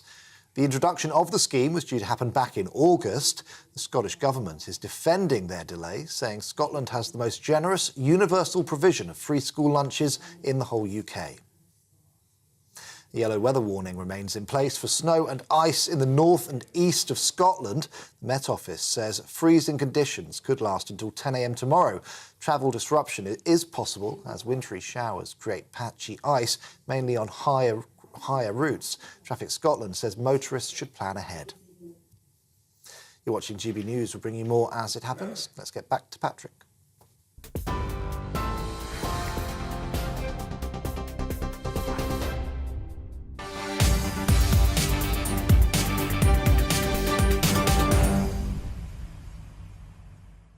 Hey, welcome back, everybody. It's 6 minutes past 4, and Theresa May has warned Rishi Sunak against tearing up modern slavery laws in an effort to stem the number of illegal migrants entering the UK. So, Theresa May told Rishi Sunak the reforms of legislation which she oversaw while in the Home Office modern slavery laws, claiming it could create other problems. Speaking on Radio 4's Today programme, she said the government must safeguard world-leading protections for victims of modern slavery. Now, it comes with the news that a total of 90 migrants arrived on British shores on boats on Christmas Day. Joining me now is the political commentator Patrick O'Flynn. Patrick, great to have you on. First things first, should Theresa May pipe down? She's free to make her points, isn't she? But the thing to remember about Theresa May is she was Prime Minister of the United Kingdom for almost 3 years, and she has no positive legacy whatsoever. She was the sort of you had one job Prime Minister, which was to get us out of the European Union, and she failed. So obviously that's a massive challenge to her vanity. So she falls back on these sort of phantom achievements that she thinks she achieved when she was Home Secretary. Now, it used to be one thing she was terribly proud of was making it harder for the police to do stop and searches, which she thought advanced racial justice. But since her meddling on that one, many more young black youths have been stabbed to death in our big cities. And I see the Modern Slavery Act as another example of this. It's do-gooding liberal legislation that in fact gives people who've come to Britain and maybe being caught at a low level of drug smuggling operations or things like that, it gives them massive opportunities to say, I'm the victim here, I'm a modern slave, I came here under duress. And it also, ironically, gives people who say they were brought here against their will massive opportunities to say, therefore, I must be allowed to stay here. So I think in that sense, she's massively overreaching. She thinks it's a big achievement of hers. Most voters won't. Well, on this, you may have heard her there. Narinda Kaur, who's joining me throughout the course of the show, has decided to get very irate about this. Yeah, Patrick, there could be genuine victims, and you're literally putting everyone in the same boat there, literally speaking. And she's set up these laws to protect victims of the sex trade, and there's genuine cause for that. And you're just wiping it all away, saying, actually, no such thing, it's weak. I'm not saying there's no such thing, and obviously sexual exploitation of women is something that's real, and they deserve some protections. I'm far from convinced that the Modern Slavery Act adds much value for genuine victims. But what I am focused on is the British people who are the victims of illegal immigration, which is competing for welfare resources, which British taxpayers are paying for, which should go to more deserving cases. We have veterans sleeping on the streets. Our accommodation, social accommodation, is massively over pressured. And I just don't see that Theresa May's bit of legislation, which has been widely abused, which is why Rishi Sunak is looking at reforming it as a way of keeping people in the United Kingdom. I don't think it's worth defending. All right, Patrick, just to move things on slightly onto another issue that kind of reared its head today, I think it was the Daily Mail that broke this, which was about where some of these boats are coming from or how they're getting from a European country to the shores of Calais. And, well, it's apparently Germany mostly, and from Germany they're therefore getting into Calais. I mean, do you think it's an exaggeration to say that now we are being deliberately targeted by our European friends? I mean, they are doing absolutely nothing to stop these boats being manufactured, transported to the beaches, all these people put on and pushed out onto sea, and they're not their problem anymore. Yeah, I do think it's a bit of an exaggeration to say that the heads of government of the big European countries are doing it to us actually deliberately. And with the Schengen agreement, there's all kinds of land routes to get boats to northern France, right? But what I do also say is that France clearly doesn't want really to stop the illegal boats from setting out, because if it wanted to stop that, it could do it tomorrow. And it wouldn't... Yeah, but that's why we're really stupid to be paying them a load of money to do nothing with it, aren't we? And it's like the kind of chocolate fireguard approach where Rishi Sunak comes up and goes, oh, I've got this great idea. We're going to put a few Border Force officers in with French Border Force so we can watch them not stopping the migrants crossing the Channel. Oh, on top of that, we're going to put some more Border Force officers, when they're not on strike, that is, into an airport in Albania, because there's no way that these well-oiled Albanian human trafficking gangs, some of the world's wealthiest criminals and the most shrewd operators and violent operators, will find a way around the fact that there's 3 overweight border guards in Tirana airport, probably chain-smoking while they're looking at a computer as someone walking through. I mean, we are a bit of a joke, are we not? Yeah, there's a lot of window dressing going on to try and assuage voters who I think are by now too cynical to fall for it. The key thing about France is if France accepted Britain's request to take back migrants that have been stopped mid-channel, then the channel traffic would stop overnight, because it wouldn't be worth anyone's while paying thousands of pounds to a people smuggler for a place on a boat, right? So they wouldn't have to patrol a single beach. The deterrent effect would be overwhelming. Now, the fact that they won't accept people back who are stopped by us or picked up by us mid-channel, but go through this window dressing and getting paid all this money, will tell you that, in fact, they're not bothered. They're not bothered about people who congregate on their northern shore setting off to get to Britain. Yes, they'll do a few, for the camera busts and puncturing the dinghies, but there's 70 to 100 miles of coastline. They're not going to rigorously patrol that, no matter how much we pay. I think it's pretty fair to say that if I went to a beach in Calais with a sign around my neck that says "Je suis un illegal immigrant" and waved as I walked past a gendarme and just set off into the Channel, absolutely nothing would happen to me. And we, the British taxpayer, have paid for the privilege of nothing to happen. Patrick, there are people, and this is an answer that I think a lot of people don't answer too honestly, which would say, well, actually, do you really care about people's human rights in terms of once they're in the Channel? Or would the ultimate deterrent in a shorter term actually be to just leave them there? What you mean, to push them back rather than take them ashore? Or just to do nothing with them. Just say we cannot, everyone's on strike, we cannot actually, as unpalatable as this is, we cannot come and get you. Would that be the ultimate deterrent? No, but I think most of the dinghies would still make it across. And there also is a duty on kind of all seafarers to rescue people who are at sea and in trouble, which is why I think the idea of pushbacks on these rubber dinghies in the world's busiest shipping lane is not a runner, because what do you do when you start pushing a vessel back and 3 or 4 of the occupants, quote, fall into the channel? You know, you pick them up, don't you? Yeah. Exactly. Patrick, thank you very, very much. Patrick O'Flynn there. Now, Narinder joins me throughout the course of the show. Narinder Corner, I asked a deliberately provocative question there, Narinder, because I got a You made me so mad. Oh, gosh, right, You okay. do know that we are part of a treaty, that we're meant to look after human beings that come to us and they need help desperately. This whole immigration... Patrick... Do all of them need help? Everyone's anger seems to be very misdirected. You're going on about these 40,000. We had 200,000 come from the Ukraine, 120,000 come from Hong Kong, and you're talking about the peddly little 40,000 who need our help. Well, they are coming in desperate. The money isn't piddly, is it? It's 6-7 million quid a day, and that's just for their accommodation. Well, what about the Tory government who wasted billions and millions on the PPE, the track and trace? You keep... Two wrongs don't make a right. Yeah, but this. We're supposed to be helping people. They are coming desperate situations. We're giving them 4-star hotels. Well, that's because you're not processing it quicker. We've got caseworkers who aren't processing. They're not experienced enough. We need to just process it quicker. But we need immigrants. Do you not think we need it? Well, we've got a lot of immigrants. We had a net migration of around 500,000. We've got... Which is far less than the rest of the world.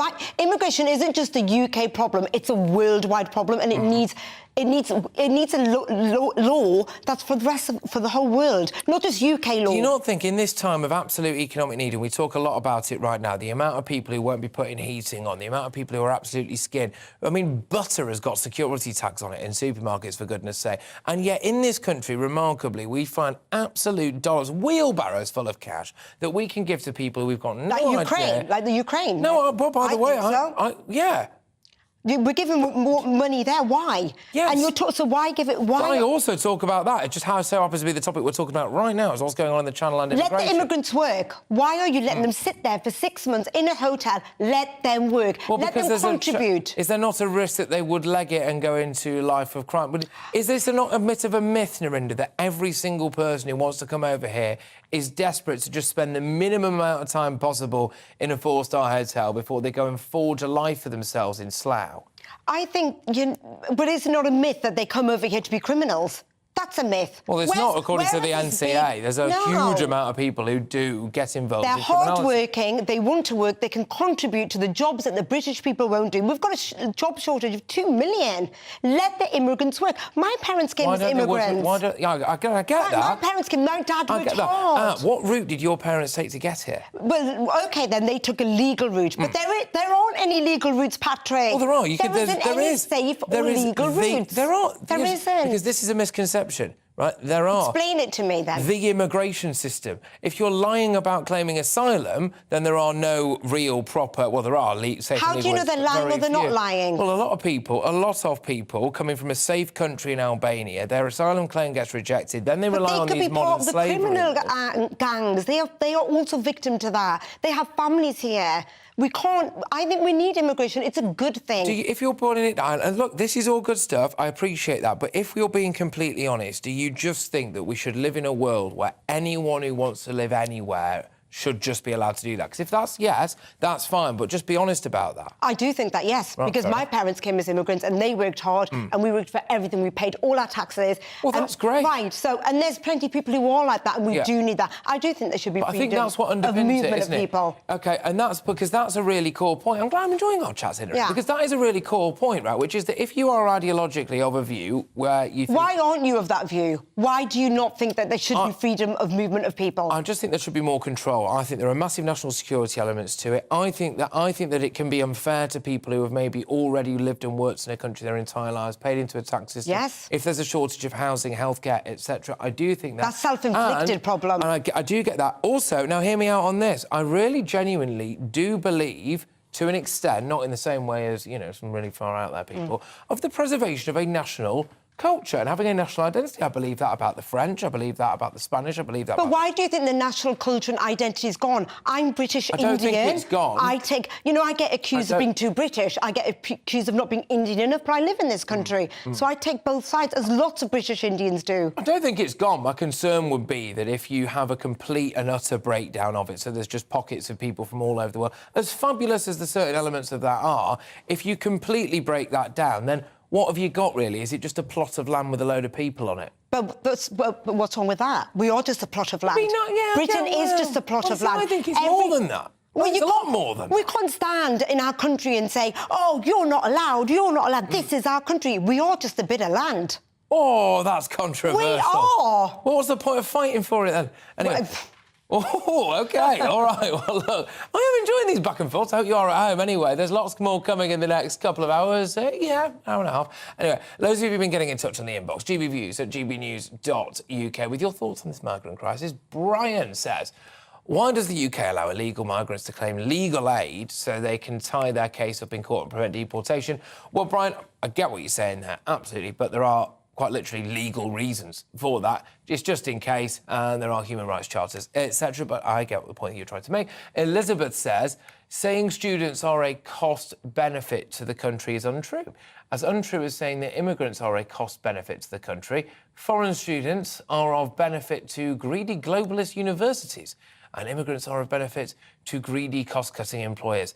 That is Elizabeth taking a rather broad brush approach to both the issues of students and immigration. I do absolutely take your point, though, which is that there can be a saturation of the labour market, especially the lower end of the labour market, that can drive down wages, etc. I do understand the point that you were making there, and I also do understand the point that universities do look at someone, let's be honest, a lot of the time from the Middle East or China and just hear a cash register. But they wouldn't be able to run if they didn't have the money from foreign... Universities would close down and we'd have no education. But then the other point is, should we have fewer universities and get a load more people doing things like apprenticeships and practical trades? Because we need more of that than we do David Beckham studies at the University of Staffordshire. I can't win with you, Patrick. You can't. We're not winning here. You can't. But I am enjoying it, actually. Anyway, right, Narinda, thank you very much. Look, we're going to go to more of your views and loads of top topics throughout the course of this show. Coming up, these strikes, will they ever end? As well, that's another topic we don't agree on. As well as train strikes, what's new? Bus drivers in huge swathes of London, they're off today. Surely nothing to do with it being the Christmas period. Absolutely not. It's like the amount of people here who took some time off after the England game. Anyway, travel legend Simon Calder will be here with me. That is all coming your way next. Stay tuned.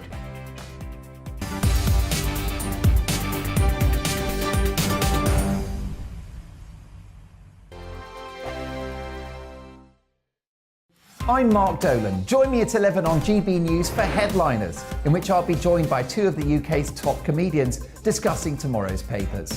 If it's an important story, we'll cover it, but we'll have some fun along the way.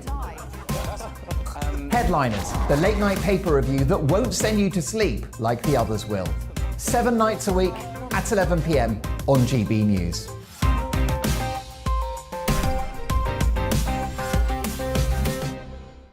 Monday to Thursday nights on GB News. At 6, it's Dubes & Co. 7 o'clock, Farage.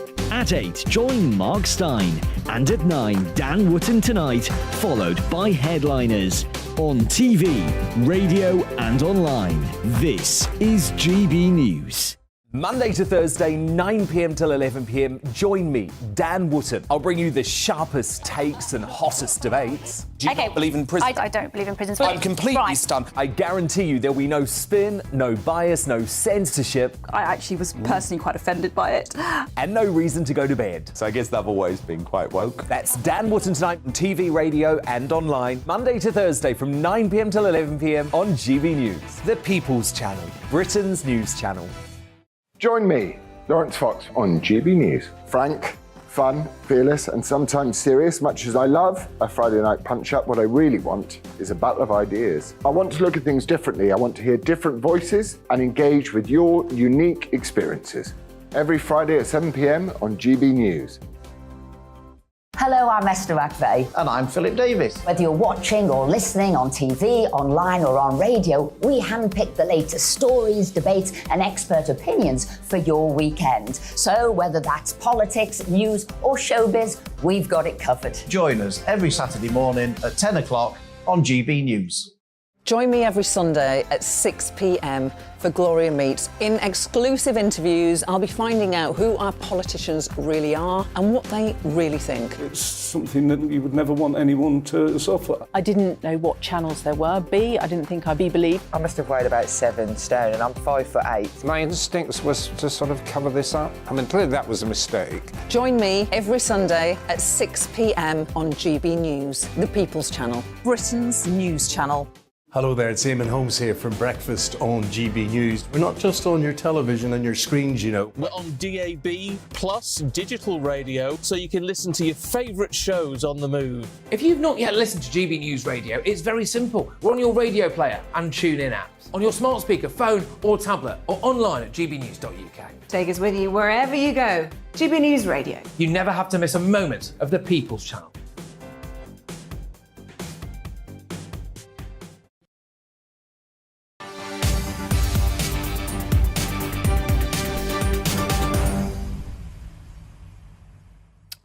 Welcome back, everybody. Now, today was supposed to mark the start of a brief respite from the national rail strikes. Instead, though, thousands of passengers were left stranded at Gatwick Airport for hours this morning after rail links were disrupted due to a signal failure. The public is being warned to expect yet more travel chaos into the new year, with industrial action by rail staff poised to continue. In fact, I've just been hearing in the break there that it is a nightmare pretty much right across the place because there's a knock-on effect after knock-on effect of these strikes. But yes, Brits up and down the country, they had their Christmas travel plans disrupted by strikes over the festive period. I can think of no better man to discuss this than the Independent's travel correspondent, everybody's favourite travel guru, the thinking woman's crumpet. It's Simon Calder. Simon, you've had an absolute shocker getting here, haven't you? Well, no, I've just spent more of my life than I cared to at Paddington Station, close to GB News Towers, talking to passengers who are cheesed off to the nth degree. So, let's start on the Gatwick thing, actually, because that's really important, because yesterday I was at Victoria Coach Station. I know how to enjoy myself at Christmas time. Oh, you do. And things were working really well. If anybody wants an example of how to run a good transport operation, just go to Victoria Coach Station. Great staff, everything running normally. Yeah, crowded, loads of people, but everyone gets where they need to be. Unlike the railways. So the one place you couldn't get a bus to was the airports because so many people wanted to go there. Because no trains. This is the only place that this happens. Other countries... but why is this? Because we weren't supposed to be having strikes today. This was supposed to be a day of freedom. We would have had only a very limited number of trains yesterday anyway because it was bank holiday. Today, things were supposed to get better. But even though the strike finished at 6, at Gatwick Airport, things were not going to change until later on in the morning. And this was the case quite a lot of places. But then, when the trains finally were about to start running, there was a signal failure, and so everything went wrong. The cynic in me, Simon, would say this is a bit deliberate. No, absolutely not. It's just... Are you sure? Look, there are always signal problems, always. And the rail engineering Conveniently works... timed. The rail engineering works are designed to fix things like signal problems. But the trouble is, the rail union, the RMT, the reason it went on strike for 4 days, finishing this morning, was to try to scupper rail engineering works because they wanted to have a go at... And did it work? Well, it certainly scuppered tens, possibly hundreds of thousands of journeys. But the rail engineering works... just hear me out on this, Simon. Yeah, if I decided that I wanted to walk onto a train line and, I don't know, cut the cables or sabotage it to stop it working, I would be arrested for a criminal offence. But isn't that kind of what some of the unions are doing? No, they are exercising their right to withdraw their labour, Patrick, and I absolutely support them on that. I think they're... in the same time, wrecking the railways, because I think that they believe, because that's what their very good leaders, Mick Lynch of the RMT in particular, have persuaded us, that they... Just before I bring in Narinder on this one then, what do they actually want? Give me the figures on what they actually want now. OK, they really are looking for... They've been offered Network Rail 5% plus 4%. They gave it to their members and said, we recommend that you reject this, and they duly did.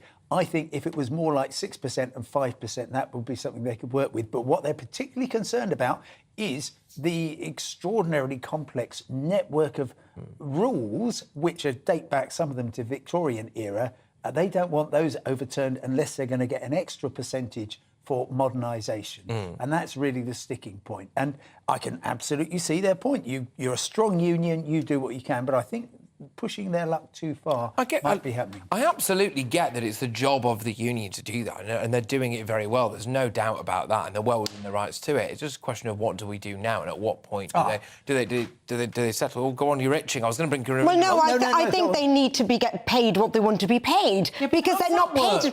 And is it not all to do with working conditions and not enough staff on train? As a woman on a train, in the evenings, there's never anyone on the train. I'm scared. You've got drunks on the train. There's no one there that I can report it to. You leave Patrick out of this. Sorry. Look, I absolutely 100% sympathise, which is why I'm so appalled at what the union is trying to concoct with its opposition to so-called driver-only operation. Yes, absolutely. Driver-only operation, the term they use to describe the driver opening and closing the doors. If it actually meant there's nobody else around, that would be really scary. I would be completely against it. All it is doing is saying, we've got guards at the moment. We're going to make them more all-purpose train managers, and they won't be opening and closing the doors. That's all. There'll still be that. No, there won't be that many, and it's all about profit, and it's not about actually looking after their employees. It's not. Well, then look, what's Miklich going on about then? What's it on about? Yeah, it's working. And that very much is my point, Dorinda. The only profit that is taken out is by the companies which are on a 2 or 3% margin. And they're making a lot of profit, and they're going to increase our rail ticket prices in March. No, the government's doing that. The government is controlling all of this. But the government really aren't helping then. They need to sit down and they need to be just giving... of course they do. We can't be doing 4 days more strikes. We are in hell trying to get five more days. Oh, my goodness. Well, it'll be 6 by the end of this show, let's be honest with you. It'll carry on and rumble on into 6. OK, so look, just to break this up, your overarching point is pay them more, pay them exactly what they want, exactly is what you're saying. Want. Yes, why not? Which includes, as well on top of that, job security pretty much as is, as far as I can tell. Simon, is that affordable, in your view, in light of... Because other unions have accepted stuff, haven't they? Well, look, the rail union believes there is a magic money tree and all they got to do is keep striking, give it a few more shakes and they will get... And is there a magic money tree? Well, no, because the rail finances are in absolute freefall. Why is that? Because after COVID... They lost 20% of passengers, 29% of revenue. OK. All of that's being made up by the taxpayer. The taxpayer might get a little bit cheesed off. OK, so if you run a business, right, if you run a business, Dorinda, or your husband run a business, or both of you run a business, whatever. We have a shop business. There you go, right. Yeah, and you were absolutely hemorrhaging money, and customers weren't coming through the door, and your member of staff came up to you and said, I want this pay rise, and I want to make sure that you don't sack me for 3 years. You would laugh them out of your shop. I would have a little bit of heart thinking, actually, they are struggling with their bills. Before you sacked them? Cost of living crisis. No, I would try and retain them as well as I can, because I wouldn't want to just throw them out on the street either, after all the years of service they've given me. And that's fine, but you actually wouldn't be able to afford to give them what they want. Well, I think that if I was still being able to run a business, there's money coming in somewhere. You'd just back yourself. Well, it wouldn't be totally, because they're making profits. They're not actually, they're not hemorrhaging like you're saying. They're making profits.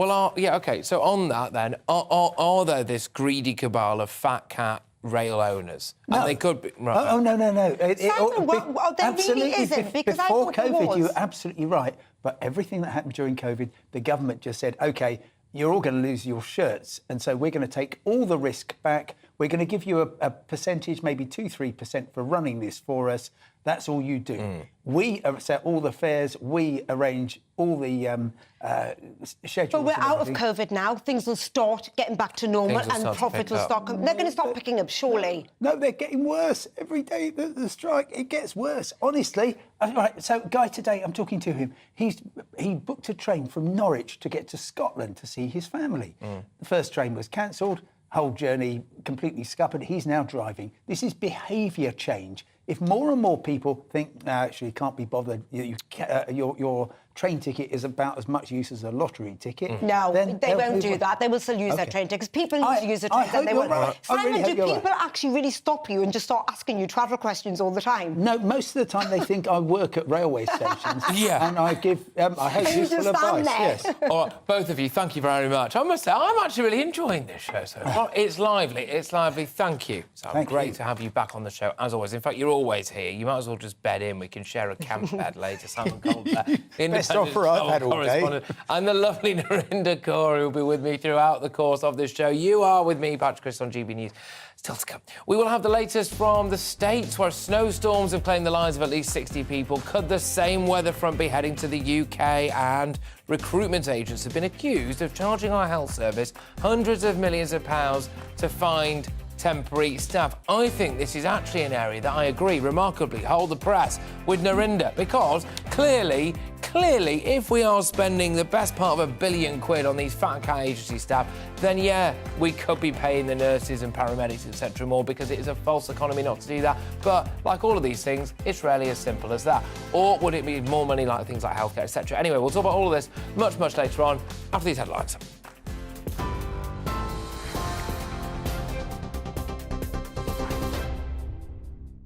34 minutes past 4, I'm Ray Addison in the GB Newsroom. The death toll has risen to at least 60 people as winter storms continue to hammer the US and Canada. The freezing temperatures and blizzard conditions have left many areas under more than 4 feet of snow. The city of Buffalo in New York State has been hit the hardest, with 27 fatalities, many people freezing to death in their cars. President Joe Biden has declared a federal emergency. Mark Sommer is a journalist with Buffalo News. He told Patrick people were warned not to use the roads.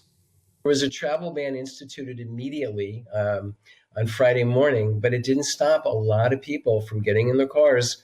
Maybe they wanted to rush to relatives' houses for Christmas. Maybe they wanted to get supplies at the last minute. Whatever the case may be, a lot of people were out of their homes when they shouldn't have been. And some froze to death. It also made it really difficult for search and rescue operations and for snowplows to clear the roads, because they had these scattered, stranded cars all over the place. A 23-year-old man has died after being stabbed at a nightclub in Birmingham on Boxing Day. West Midlands police say they were called to the incident just before midnight. Hundreds of people were at the Crane nightclub at the time. Witnesses are being urged to come forward.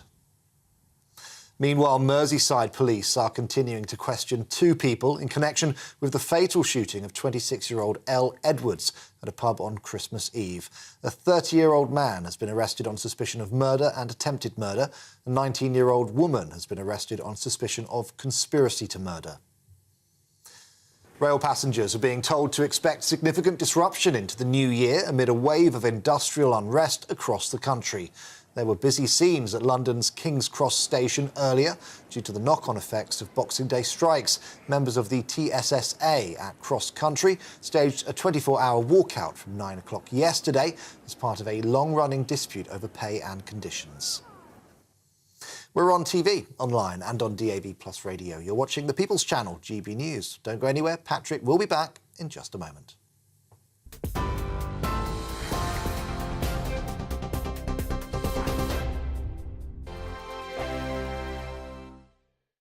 Monday to Thursday, 9 p.m. till 11 p.m. Join me, Dan Wootton. I'll bring you the sharpest takes and hottest debates. Do you not believe in prison? I don't believe in prisons. I'm completely Right. stunned. I guarantee you there'll be no spin, no bias, no censorship. I actually was personally quite offended by it.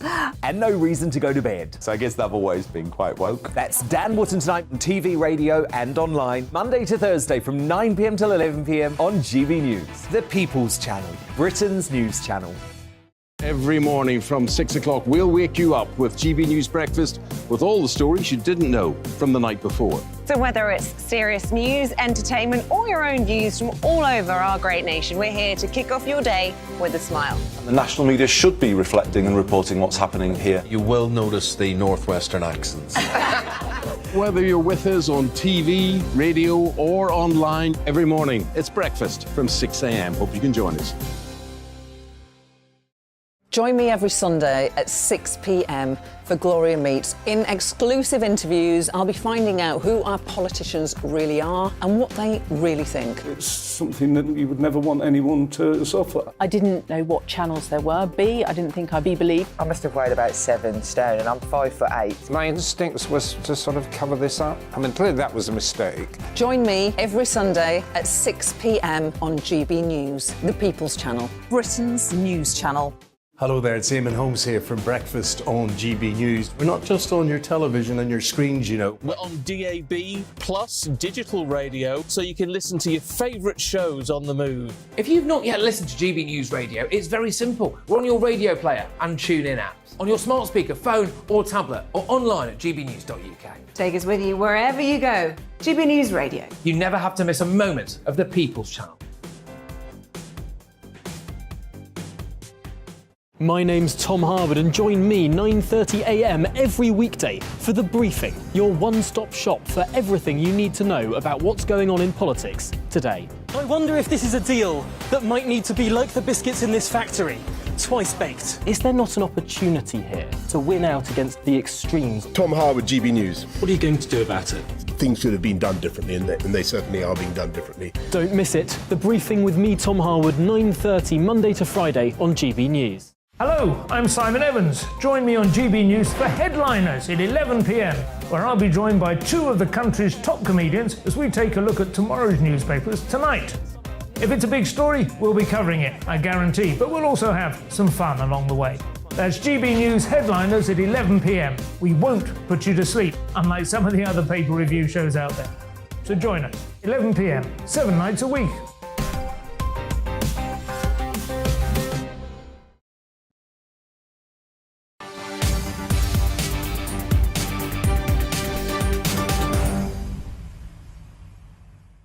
Hey, welcome back everybody. This show is absolutely flying by. Anyway, middlemen are charging the NHS £500 million a year in fees for agency staff to provide cover. The premium, which is on top of the already higher wages paid to locum doctors and nurses, was revealed by a Daily Mail audit, so you know it's good.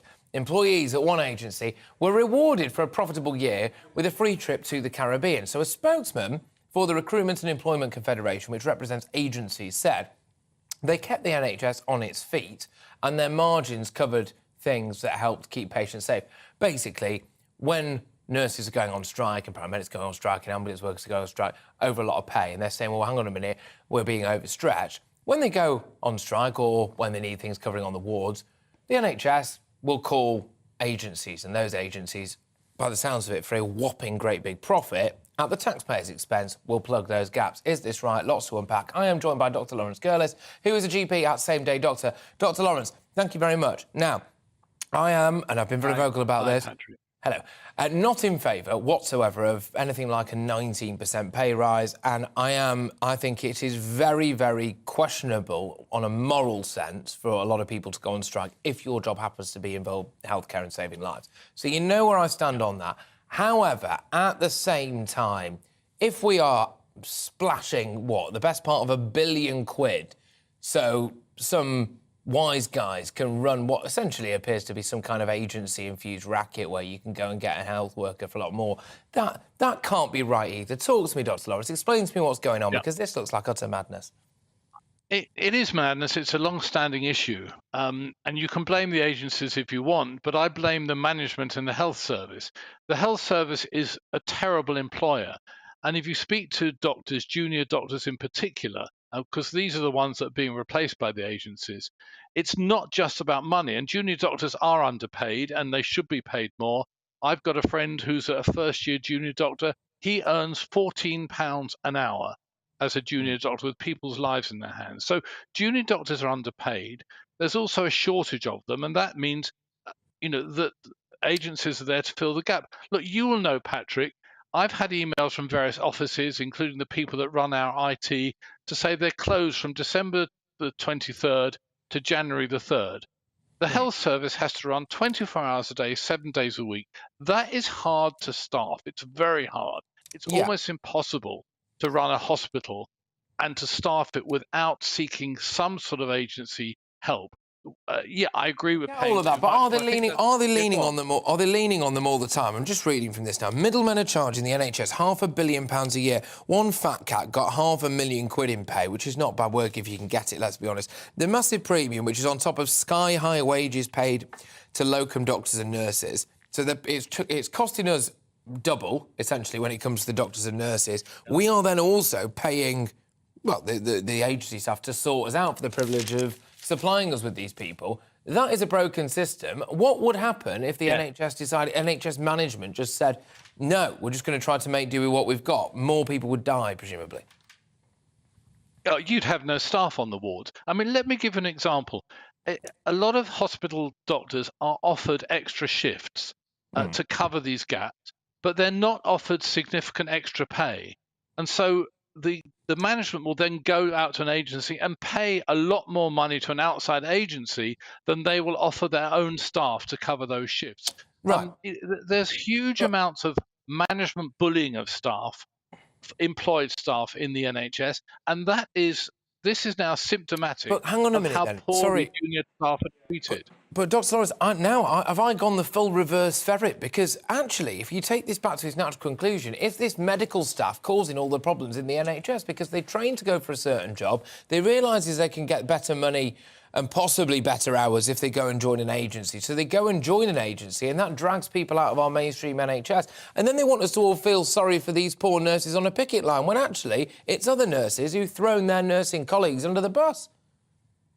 It's been a long-standing problem ever since I was a junior doctor that you could go and earn more money for an agency. It's not. No one's got to grips with it. The NHS has even tried setting up its own agency, but that doesn't work. Listen, where there's a shortage, you create a market. There is a shortage. You have to have safe levels of staffing. You can't just refuse to have an agency doctor, because then you'll have no doctors on the ward.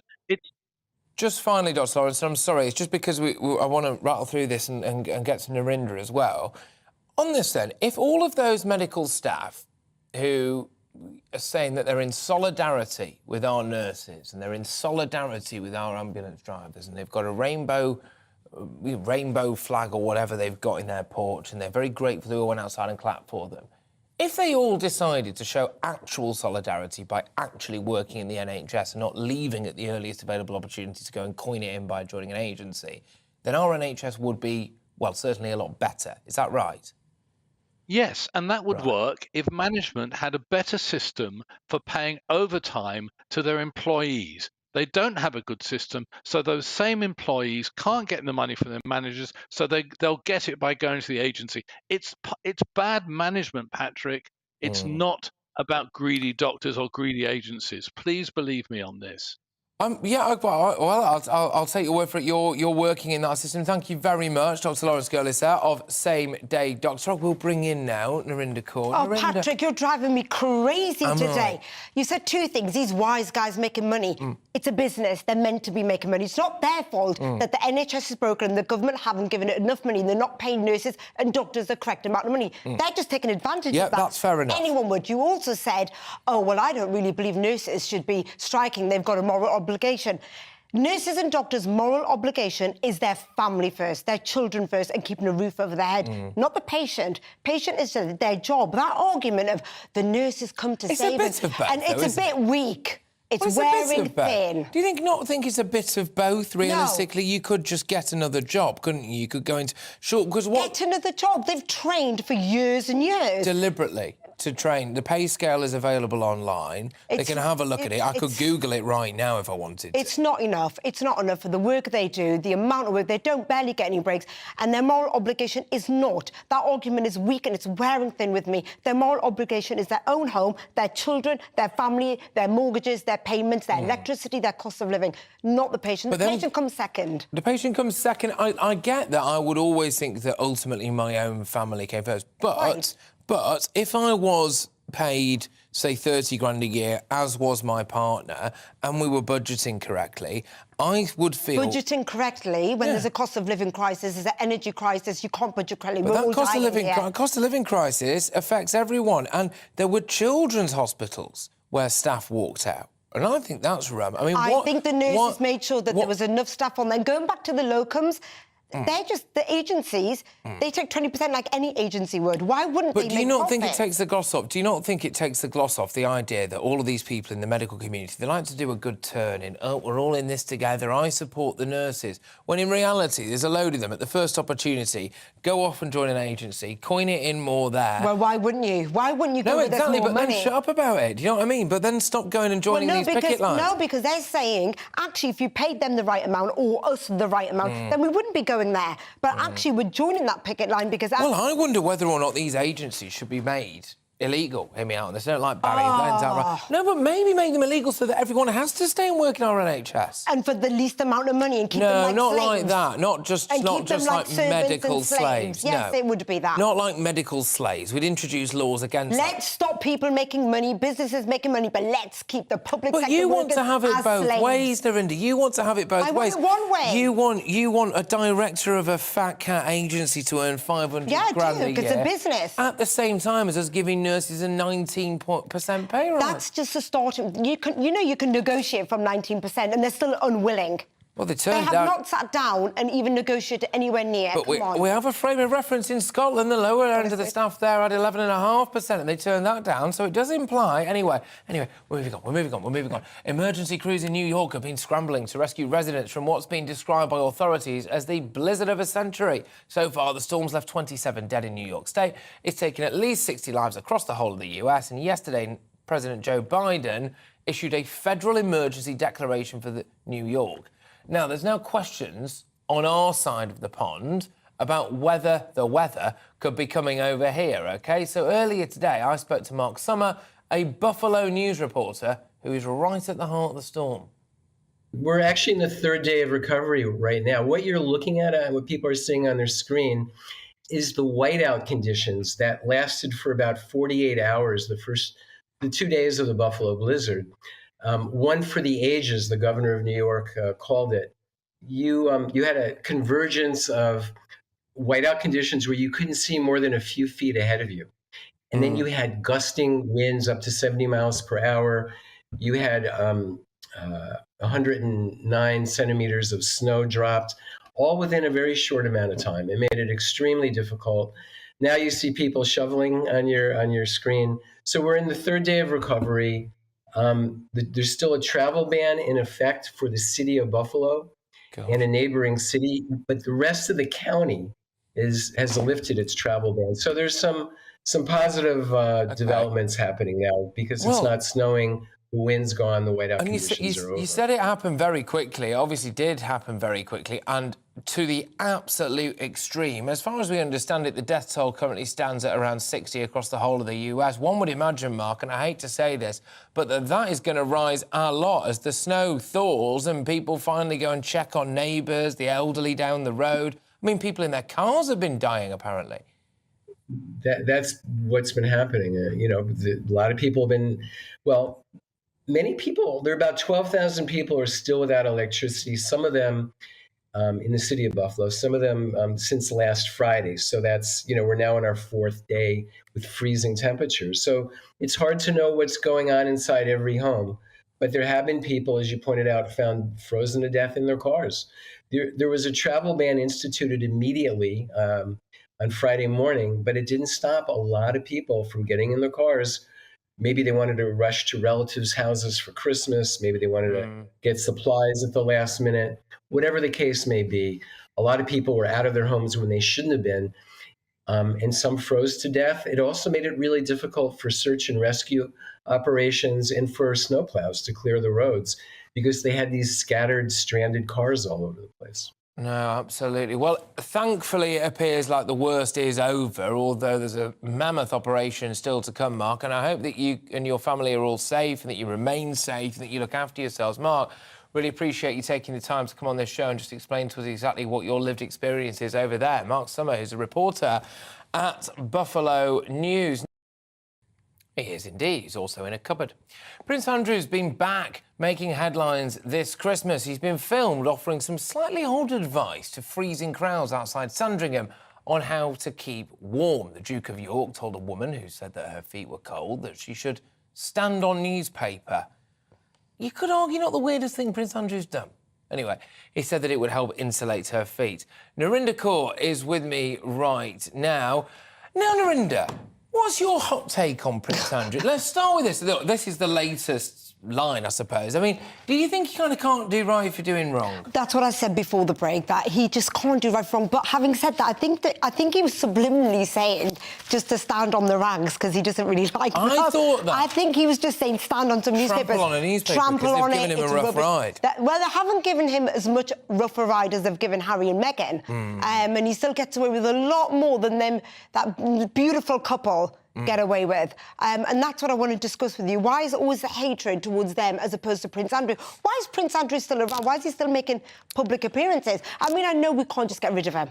Well, we can't. Well, one of the main reasons why we can't get rid of him at all is because he categorically denies everything, and he's, well, paid quite a lot of money to make sure that, well, you know, nothing's been proven in a court of law. Yeah, of course. And as so long it's as, alleged. and I don't want to live in a country where, look, I'm sure we've all got our own views on this, right? But I don't want to live in a country where, if something can, you know, doesn't have to be proven in a court of law or anything, you are just absolutely guilty and you never work again.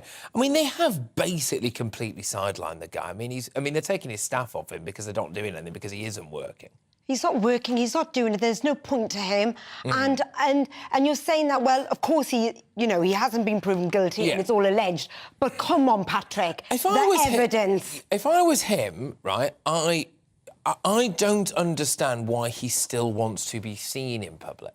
But I think that's ego, and he was the favourite of the Queen's son, and I think it's an ego thing, and I don't think he's been...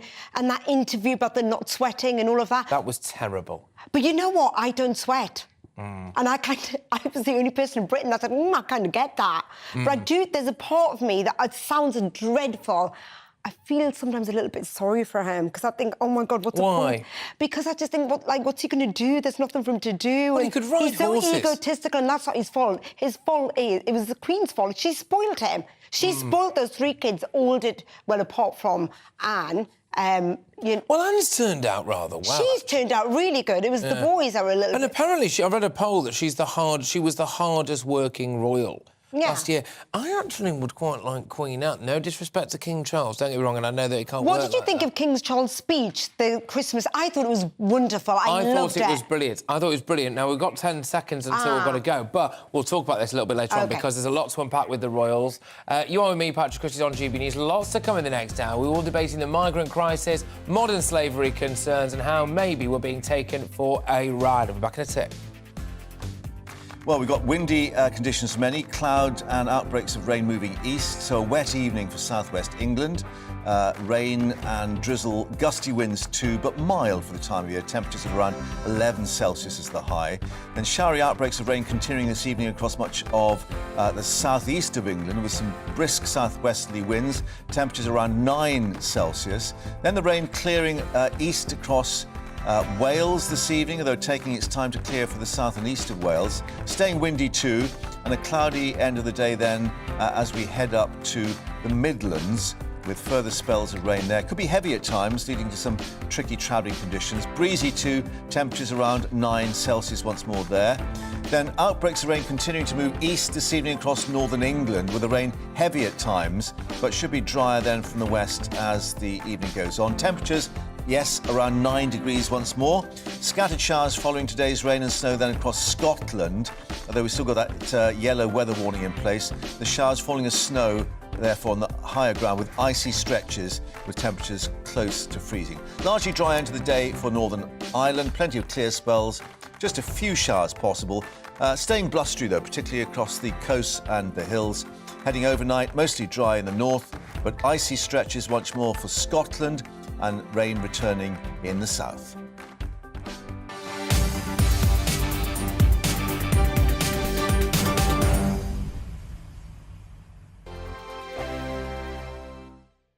We are GB News, and we'd like to say thank you to each and every one of you for bringing us your conversations, for helping our great nation find its voice. We are here for you on radio, television, and online, across England, Scotland, Wales, and Northern Ireland. It's not the BBC, you actually get your facts right. We are proud to be GB News, the People's Channel, Britain's news channel. Hi there, it's Stephen and Anne. At breakfast from 6 a.m, you'll always be caught up with everything you need to know, the latest headlines, opinions and debates. We'll bring you the good news and the bad, but most of all, we're here for you. Remember, send in your views and let us know what you would like us to talk about. That's because we're your news channel. And every morning at 6 a.m, it's breakfast on GB News. Monday to Thursday on GB News, it's Bev Turner Today from 10 a.m. We're going to be here for you, our GB News family, to keep you up to date, but also make you smile. The guy went from puberty to adultery. And I can't wait to bring a few of my own opinions. I have no time for cultural totalitarianism. We'll engage in passionate, but always polite debate, with your thoughts and opinions at the centre of it all. Only on GB News, the People's Channel, Britain's news channel. Join me, Nana Akue, Saturday and Sunday afternoons on GB News. Expect fiery debate and passionate discussion as me and my panel tackle some of the biggest topics hitting the headlines. It's a place for everyone's opinion. No one gets cancelled, but no one gets an easy ride. Oh, she's on it today! Be ready for conversations that are fierce, frank, and of course, fun. Every Saturday and Sunday afternoon from 4 p.m. on GB News, the People's Channel. Join my show Farage, 7 p.m. till 8 p.m. Monday through Thursday. And there you will get opinion, analysis, debate, and I'll cover stories that nobody else dares to touch. You've been cancelled. Join the club. Oh my goodness me. And then for the last 15 minutes, talking pints. We're over a drink. We have a civilised conversation with someone. We very often disagree, but we do it in a grown-up way. Come and join me on Farage. We are GB News, the People's Channel. And right across the United Kingdom. You can find us on Sky Channel 512. Virgin Media Channel 604. Freesat Channel 216. Freeview Channel 236. And YouView Channel 236. You can also take us with you on DAB Plus Radio. With the GB News app and at the website gbnews.uk. We're absolutely everywhere. Come join us on GB News, the People's Channel, Britain's news channel.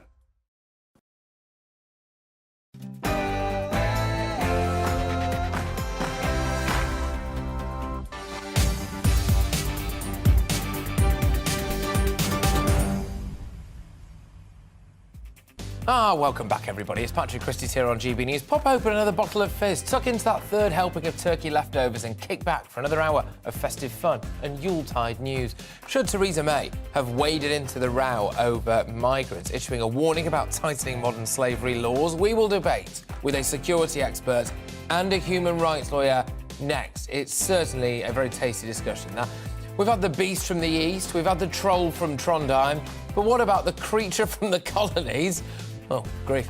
America is in a grip of a deadly snowstorm, and could it be heading this way? We will hear the take of weather legend John Catley. Weather legend. And speaking of turkey leftovers, we're also going to be having Steve Miller. Oh, no, I absolutely love this guy. I think he's fantastic. He's a bit of me, Steve Miller. He tells you how it is. The presenter of Fat Families. When does the Christmas gorging have to stop? My take is not yet, but my concern is that I will never think that it does. Anyway, with me throughout the hour is my guest, Narinder Kaur. She will be chewing through all of that and much, much more. But first, it's your latest headlines with the wonderful Raymundo.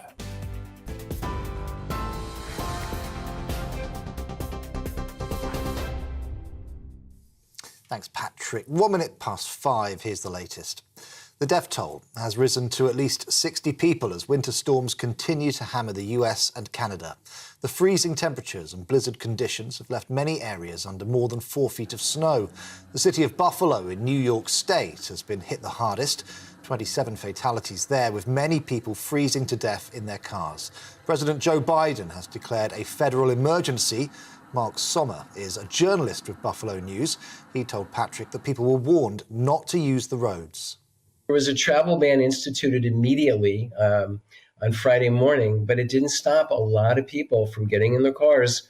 Maybe they wanted to rush to relatives' houses for Christmas. Maybe they wanted to get supplies at the last minute. Whatever the case may be, a lot of people were out of their homes when they shouldn't have been.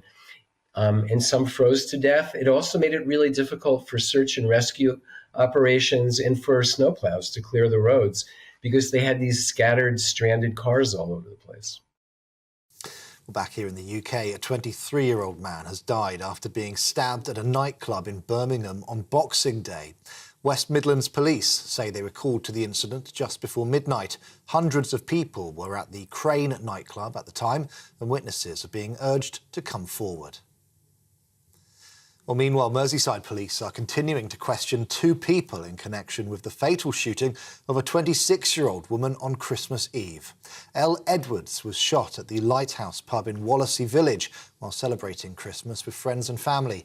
A 30-year-old man has been arrested on suspicion of murder and attempted murder. A 19-year-old woman has been arrested on suspicion of conspiracy to murder. Rail passengers are being told to expect significant disruption into the new year amid a wave of industrial unrest across the country. There were busy scenes at London's King's Cross station earlier due to the knock-on effects of Boxing Day strikes. Members of the TSSA at Cross Country staged a 24-hour walkout yesterday as part of a long-running dispute over pay and conditions. They're particularly concerned about is the extraordinarily complex network of rules, which date back, some of them to Victorian era. They don't want those overturned unless they're going to get an extra percentage for modernisation. And that's really the sticking point. That was travel journalist Simon Calder there on those strikes. The Levelling Up Secretary says opposition to new housing developments could be reduced by focusing on better design.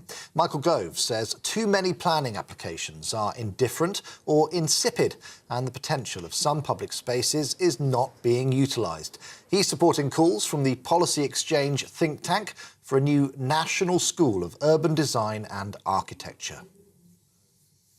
Teachers' unions have condemned the Scottish Government's decision to delay the rollout of free school meals to all primary school pupils. EIS says the food programme is vital to tackle child poverty, especially during the cost of living crisis. The introduction of the scheme was due to happen back in August. However, the Scottish Government says Scotland has the most generous universal provision of free school lunches in the United Kingdom. A yellow weather warning remains in place for snow and ice in the north and east of Scotland. The Met Office saying that freezing conditions could last until 10 a.m. tomorrow.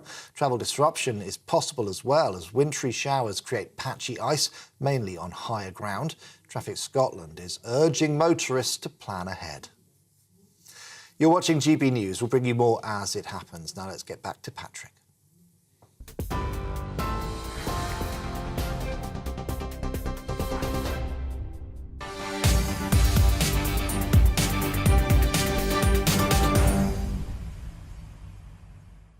Welcome back, wonderful people. Now, people traffickers, they work all year. They don't take Christmas off, do they? 90 migrants arrived on British shores on boats on Christmas Day. More than 45,000 people have now crossed the Channel in small boats this year. Those boats, by the way, are becoming increasingly larger. Theresa May has also gotten involved in the Channel migrant debate. So this is the same Theresa May who was our Prime Minister, same Theresa May who was our Home Secretary. She's now piped up and warned Rishi Sunak against reforming modern slavery laws, claiming that it would create other problems. These are the modern slavery laws, if you've been living on the moon with your finger in your ears, which is basically allowing people, at the moment anyway, to say that they are, yes, the victims of human trafficking, and then staying here or trying to stay here. Rishi Sunak does want to try to cut down on that. Anyway, the idea of rolling back such legislation has been touted by the government as a way of reducing illegal immigration and those, and this is what it's all about really, gaming the system. Former Prime Minister Theresa May has said that the government must safeguard world-leading protections for victims of modern slavery. So there's clearly a couple of different sides to this particular coin. Joining me now is Sam Armstrong, who's Communications Director for the Henry Jackson Society, and Harjap Singh Bangal, who's an immigration lawyer. Great stuff, chaps. Thank you very much for making the time for us, especially over the festive period. Sam, I'll start with you. Is Theresa May just out and out wrong about this? She's being a bit soft. Well, look, it's a really difficult question because there are some undoubtedly shocking cases of modern-day slavery where people are brought over here really with no choice of their own, forced to work in sweatshops or even worse in this country. And it's undeniable, indisputable that happens. Also, just as true is the fact and the reality that many, many, many illegal immigrants who frankly have little to no claim to be in this country wrongly claim to have this status. And when they do so, they abuse the system. They also abuse other victims by jeopardizing its status. The government have said they want to look again at its how it's interpreted. I think that's reasonable. I think that's proportional. I also think Theresa May, who introduced it, is probably it's very likely that she's going to be precious about it. But it seems to me clear that it's not working. I suspect she should be a bit more precious about her own constituents, from what I can gather in the Maidenhead area. But anyway, Harjap Singh Bangal, who's an immigration lawyer. Harjap, is there another side to this, which is actually the current law in itself is fine. What we just need is more people to look at it and process it, and then we'd weed out the people who are, frankly, taking the mick in the channel? I think that's a sort of fair assessment. We need perhaps a few tweaks to the law, but the fact is it's being administered by a system that's broken, by an administration that's broken. I mean, every MP hears a select committee report every year for at least the past 10 years. I've been listening to it, you lot listen to it, your viewers listen to it, where we're told the Home Office is broken. You can't expect a broken system to administer rules properly.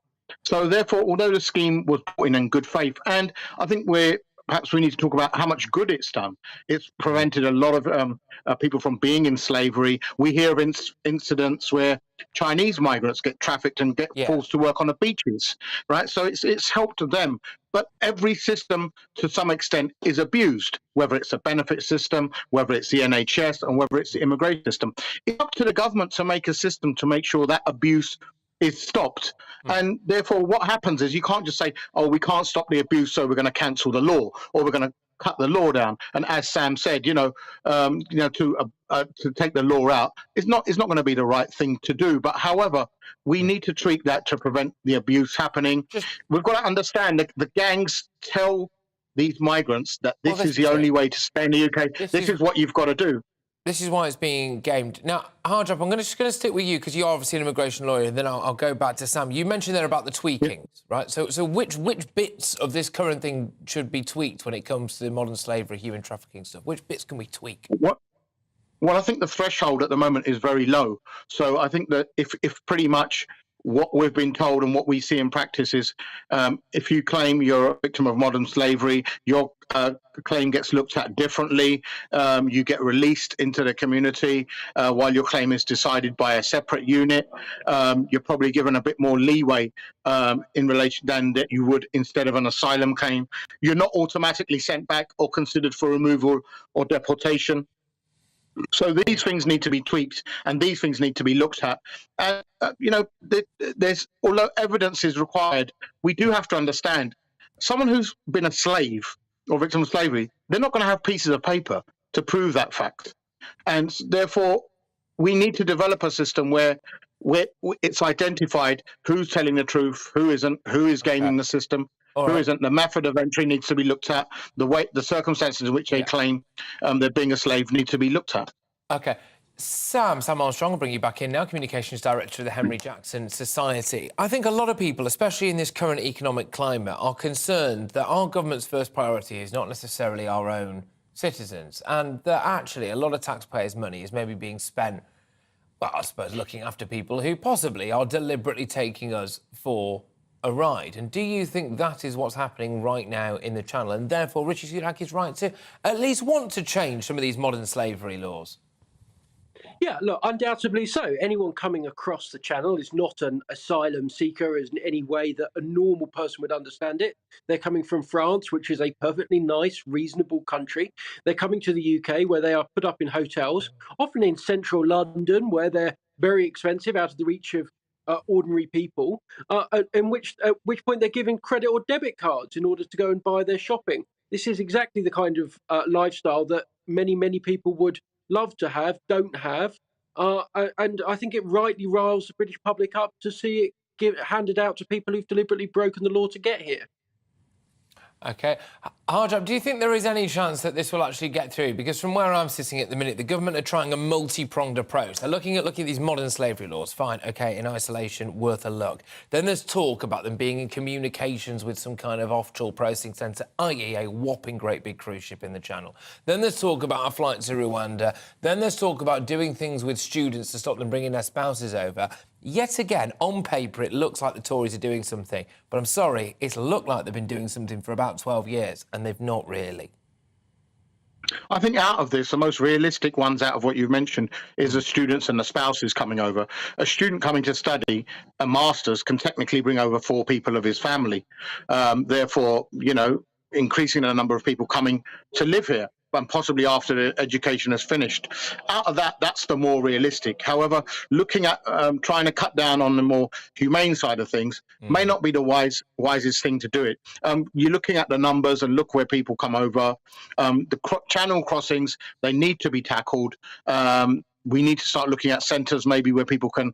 We need to look at the option of where people can claim asylum while sitting in France, preventing the crossings. So we need to look at all of this in the whole. But the most realistic one, Patrick, which we and you will be talking about every month next year, will be the student-dependent one. I don't think the rest of them are really going to make a difference. Sending 200 people to Rwanda is not going to deter 500 people coming over this weekend. No, I get that, especially if people actually dying in the Channel is not a massive deterrent for people. I mean, people are still coming over. Sam, final word to you on this. If remodelling, reshaping our modern slavery laws does, very unfortunately, mean that some people are worse off as a result, would you still do it if it meant that people in the Channel found it less easy to take us for a ride?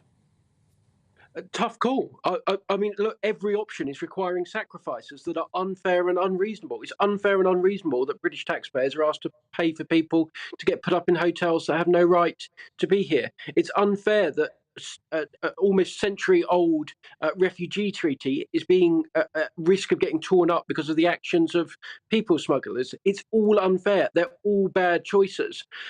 But I'm afraid somebody needs to grasp the metal, because the British public are not going to tolerate the same old broken promises for an indefinite period of time. Both of you, thank you very much. Thoroughly enjoyed that. And yet again, appreciate you both coming on over this festive period. I hope you're having a wonderful time. Anyway, Sam Armstrong there, who's Communications Director for the Henry Jackson Society, and Harjab Singh Bangal is an immigration lawyer. Narinda's with me, as she has been, thankfully, actually, throughout the course of this show. Narinda Kaur, well, you soaked all of that in. What do you make? Oh, well, Sam, if he's still watching, he's making out that they're coming over here and they're living this life of luxury like kings in palaces, yes? This money, they're given, what is it, £10 a week, they get to spend £14 a week. They're struggling. They don't want to be cooped up in some hotel. They're not five-star hotels. They're not with family. They're ripped apart away from everyone they love or know, and they're stuck. Their process their claims aren't being processed fast enough, and they barely have any money to survive. And he thinks that that's a win-win situation. That's a terrible situation for them. They don't want to do that. If you look at what might happen in other countries, though, so, for example, presumably in the country that they're fleeing from, if we just take it all at face value, they are fleeing an incredibly awful life where they're at immediate risk of persecution and death. I would imagine if I'd come here and got put in a travel lodge, let alone a 4- or 5-star hotel, and had a bit of food, I'd be quite happy about that. Well, you've got to have a bit of food because we have to look after asylum seekers. We have to. That's the law. We can't just starve people and leave them. And in other countries as well. I mean, there's a reason. Why don't we do what we do in America, what they do? While their claim is being processed, they're allowed to work. Let these people work and earn their own keep. No, I do appreciate it's much more tricky for somebody to take a dinghy across the Atlantic than it is to get to the Channel. However, that said, we clearly, as a country, are offering a much better package of support for people than any other country in Europe, despite what the woke brigade say. Because if that wasn't true, why are they all coming here? No, because we're not letting them work. So you have to look after them whilst they're being stuck somewhere and their claims being processed. You've got to look after them. Look what happened at that centre. Yeah. Oh, my God, there was diseases. They weren't being looked after. It was horrendous. That's not correct. You can't treat human beings like that are fleeing persecution, fleeing... But what centre? The one, yeah, but that. Oh, sorry, I know the one you mean, Mansour. I thought you meant the one that I thought for a second, Irinda, you were talking about the disused army barracks that they burnt to the ground. No, the Manson Centre. Sorry, yes. Right, What was going on there? Right. They weren't being looked after properly. That was a disgrace. Well, it wasn't. As Great Britain, as a British citizen, do you feel proud they were treated like that? I feel proud of the way that we're treating these people. I do, because we are now being absolutely inundated, and despite the fact that we're being told that we're a racist country and this, that, and the other, we're taking record number after record number.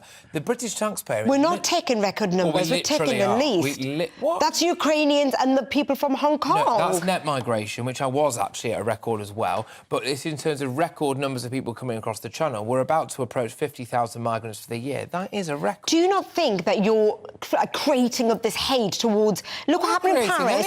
Create towards immigrants. Look what happened in Paris, and they killed the Kurds. Was it the Kurds they shot down? Three people died. And look what happened at Manson Centre. That terrorist that threw that... Come on, it's whipping up hate towards people who are coming, who are desperate for their life, and they're coming here for help, and we are just whipping up hate. I would gently counter that with the fact that there have been 2 failed asylum seekers who have committed acts of terror in this country. I didn't hear about that. Yeah, Parsons Green and the Liverpool maternity bomber. And those are 2. Now, that's important. That's 2 from thousands and thousands, as you say. Well, Manston is 1. Yeah, I get what you mean. And look, at the end of the day, 2 wrongs obviously don't make a right. You don't want to play tit for tat with terror attacks, to be fair. But my point is, though, that actually I do think that we don't treat them particularly badly, and I don't think that it is whipping up hate to say that in the middle of a cost of living crisis, when people are choosing between heating and eating... But if there is no safe route, what do you suggest they can do? Well, no, that's a very interesting point. It's not France's problem. No, it's not Germany's problem. So what can we do? Now, that's a really interesting point, and that, I think, is where we can find some common ground, because if there were more genuinely safer routes, for example, then people would not feel the need to take some of these journeys. So at the minute, there's no getting around it. If you want to seek asylum in the UK, pretty much, right, and you're not... Well, the Afghan route's pretty closed now. The Taliban have been in there for a while. From Afghanistan or Ukraine, or maybe bits of Syria or Eritrea, realistically, you will want to probably need to come in a boat across the channel. Now, if there's something that can be done about that, great. However, I would again just counter that by saying, and this is a big one, really, and this is unfortunately where there's not a huge amount of data on it that's reliable, is I just do not believe that the vast majority of people coming across the channel are genuine asylum seekers. Well, their claims were 75% were genuine and 25%. Yeah, and they weren't genuine. So that's the processed ones. 75% were genuine. That's a majority, Patrick. So you've still got so much doubt about that. I do have a lot of doubt about it because of the way that we operate the law in this country. So you end up with this case where even asylum seekers who have their asylum claim rejected can then claim modern slavery. I am very sceptical about. And what if it's genuine and all of a sudden we take those laws away and a genuine victim of sex exploitation can't claim that? Yeah, wow. I just think at the moment it is far too easy to give next to no evidence of where you are from, who you are, or what your intentions really are, or really any evidence of persecution. As long as you can, in this country, which you can do, which is just shamelessly convert to Christianity, if you happen to be from a country where Christians are persecuted, and then claim that if you were to be sent back to your native country, you would face torture and death. That is a system that is being taken for a ride. However, at the same time, I do accept all of your points. We have to move on. Irinda, thank you very much. Irinda Kaur there, who will be joining us throughout the show. Get your views coming in, people. gbviews@gbnews.uk. You are with me, Patrick Christys, on GB News. And coming up, the US is in the midst of a snowpocalypse. Unfortunately, 60 people have died across the US in snowstorms throughout the country. Will the cold snap, though, come to the UK? I've got veteran weatherman John Ketley on about this very, very shortly. But first, let's actually take a look at the weather we're experiencing today. Well, we've got windy conditions for many, cloud and outbreaks of rain moving east, so a wet evening for southwest England. Rain and drizzle, gusty winds too, but mild for the time of year. Temperatures of around 11 Celsius is the high. Then showery outbreaks of rain continuing this evening across much of the southeast of England with some brisk southwesterly winds. Temperatures around 9 Celsius. Then the rain clearing east across Wales this evening, although taking its time to clear for the south and east of Wales. Staying windy too, and a cloudy end of the day then as we head up to the Midlands. with further spells of rain there. Could be heavy at times, leading to some tricky travelling conditions. Breezy too, temperatures around 9 Celsius once more there. Then outbreaks of rain continuing to move east this evening across northern England, with the rain heavy at times, but should be drier then from the west as the evening goes on. Temperatures, yes, around 9 degrees once more. Scattered showers following today's rain and snow then across Scotland, although we've still got that yellow weather warning in place. The showers falling as snow, therefore, on the higher ground with icy stretches with temperatures close to freezing. Largely dry end of the day for Northern Ireland, plenty of clear spells, just a few showers possible. Staying blustery though, particularly across the coast and the hills. Heading overnight, mostly dry in the north, but icy stretches once more for Scotland and rain returning in the south.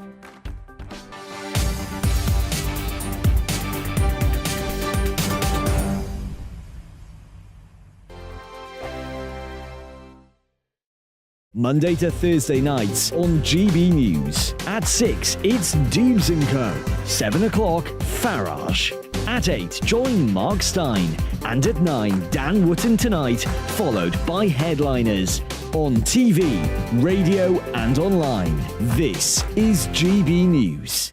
Here on GB News Live, we'll be keeping you in the picture, finding out what's happening across the country and finding out why it matters to you. We'll have the facts fast with our team of reporters and specialist correspondents. Wherever it's happening, we'll be there from 12 noon on TV, radio and online. GB News, the People's Channel, Britain's news channel. Hello, I'm Michelle Dewberry and you can join me every weekday 6 till 7 on Dubes & Co. Me and my panel will get stuck right into the day's events, and I can tell you, in fact, I can warn you, expect some robust debates, some strong opinions and perspectives from both sides of the fence. It's about you at home as well. I love to read out all of your comments, or at least as many as I can. So join me, Michelle Dewberry, Monday to Friday, 6 till 7 on Dubes & Co. We are GB News, the People's Channel. Why not take us home with you by visiting the GB News shop at gbnews.store. You'll find all the official merchandise, a really good present actually for yourself, your friends or your family. We ship across the UK mainland at no extra cost. GB News, the People's Channel. I'm Mark White. As GB News Home and Security Editor, I cover those key issues that are so important to you. Our authorities, our communities doing all they can to combat violent crime. With the public services under unbearable strain, why are we still failing to control our borders? Defence, the first priority of any government, has been continually hollowed out. Can we trust our politicians to protect the armed forces? Join me, Mark White, on GB News. We are GB News, right across the nation. You can get us on television, on radio, on digital. We're absolutely everywhere. Amazing! You see, amazing! You remind me of me in the European Parliament. But here's the most important bit. We are not part of the mainstream establishment. We think and speak just like you do. We are the People's Channel. Magnificent. That's really, really thoughtful. Come and join us on GB News, the People's News Channel.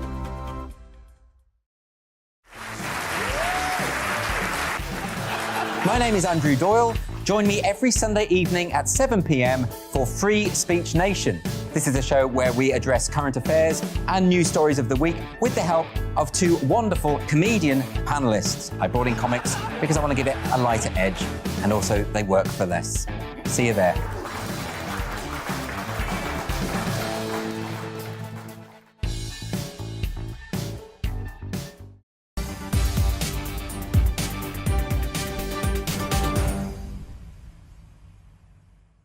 And we're back. Emergency crews in New York have been scrambling to rescue residents from what's been described by authorities as the blizzard of the century. So far, the storm has left 27 dead in New York State. It's taken at least 60 lives across the US. And yesterday night, Joe Biden, the president, issued a federal emergency declaration for New York. But in terms of us over here, there are now serious questions on our side of the pond about what's coming for us around the corner. Rumblings, rumours of potentially quite dangerous conditions in the next couple of weeks. Although, weirdly, the weather community appears to be quite divided on this. To settle this discussion, joining me now is former BBC weatherman, weather legend. It's John Ketley. John, thank you very much. What are the chances of anything like this happening over here in the next couple of weeks? A weather bomb, a weather cyclone?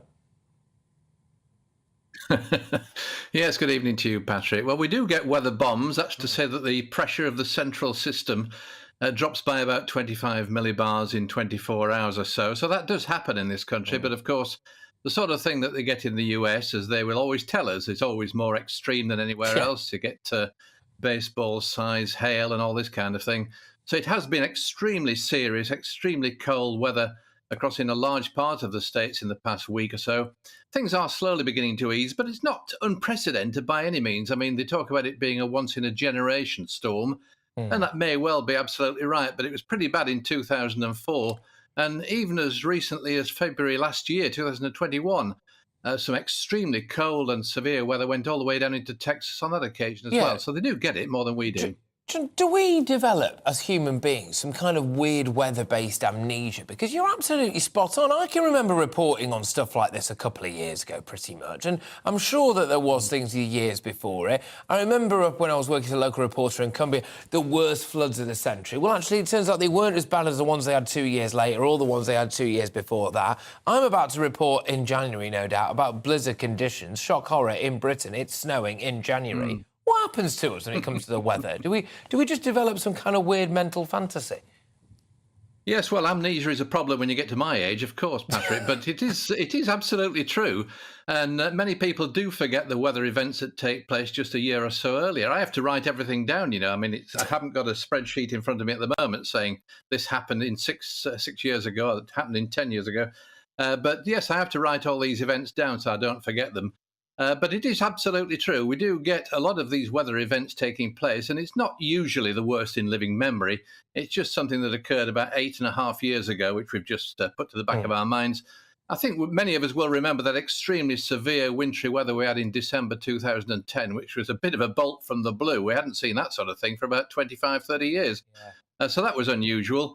But the sort of cold weather we've had just recently is going back really to a typical British winter spell of weather. Well, it's been very cold, but of course it's been so mild for most of the year. Well, exactly that. And on that note, John, seamlessly you've led us back on course, which is I'm hearing mixed reviews from the weather community. The weather community appears split on this, John, as to whether or not we're going to end up with some kind of, you know, well, a bit of snow in January or not, really, John. I'll stop trying to make it bigger than it is. Is it going to snow in Jan? Well, it's going to snow tonight, it's going to snow tomorrow in northern Scotland, but of course they'd expect that, and that's why they have a skiing industry up there in the mountains, isn't it? Yes. They'd be very disappointed if it didn't snow. But as far as everybody down south is concerned, there's no snow really to talk about in the next 3 or 4 weeks that I can see. But of course, the British weather is extremely fickle, and that jet stream that's affected the United States over the past week or so is always swinging across the Atlantic, across into northern Europe. It does affect us, but of course it's extremely well moderated as it goes across 2,000 or 3,000 miles of sea, which is a relatively warm sea, even at this time of the year. So things do change. We will, there's no question about it, we will get some colder weather. We'll probably get some snow even in the south in the next 3 or 4 or 5 weeks. But at the moment, there's no sign of nothing like remotely like the sort of thing that's been in the States. OK, all right. Now, in the States, I mean, to be fair, this is an absolute shocker in terms of around 60 people dead across the US and people freezing to death in their own cars, from what we can hear, people being found in snowdrifts. I mean, it is an absolute shocker. Is this kind of weather event getting more extreme in your view, more regularity, both the hot and the cold? Because, as you can imagine, I get a lot of people in the inbox as well saying to me, well, what do the global warming lot make about this? And I don't really know the answer to that because it looks very, very cold to me. Yeah, well, the climate extremists go very quiet when you get this sort of spell of weather. It's absolutely true. There's a hint of scepticism in everything I say, Patrick. You probably realise that.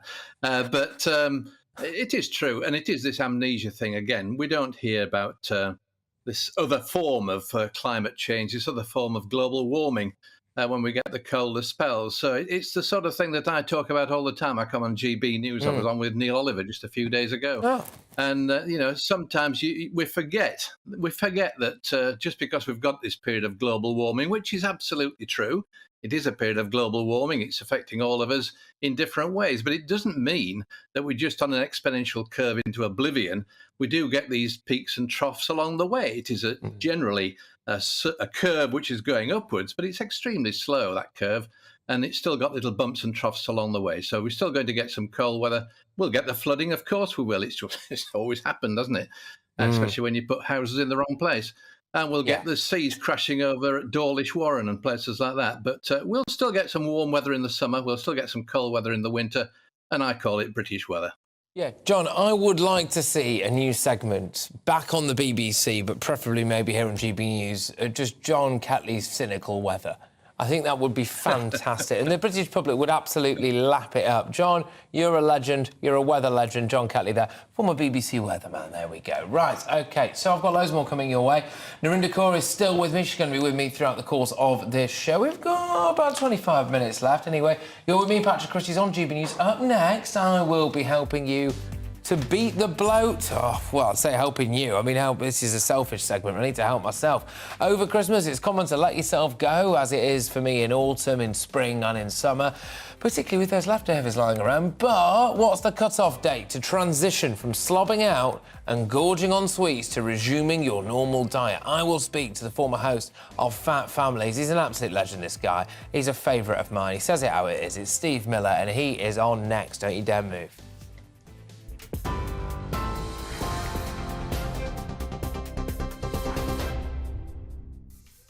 32 minutes past 5, I'm Ray Addison in the GB newsroom.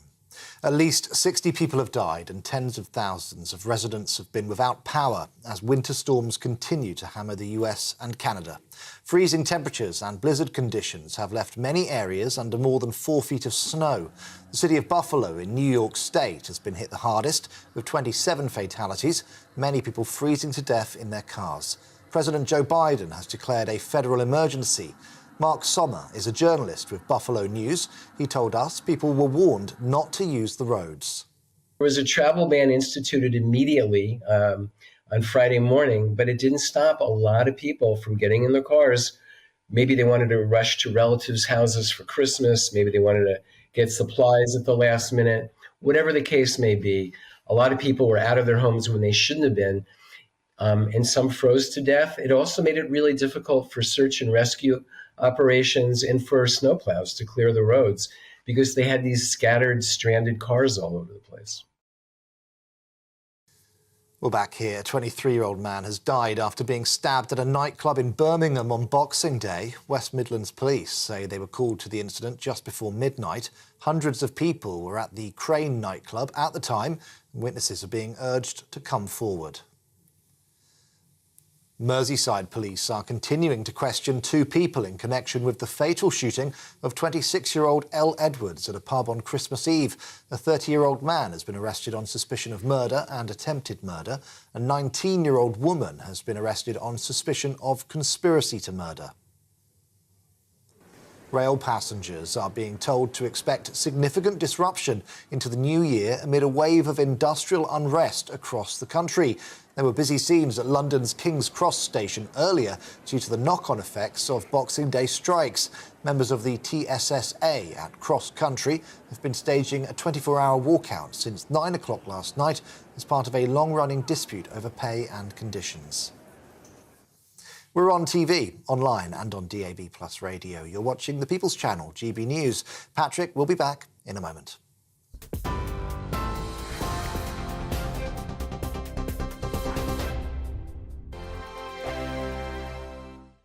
I'm Mark Dolan. Join me at 11 on GB News for Headliners, in which I'll be joined by 2 of the UK's top comedians discussing tomorrow's papers.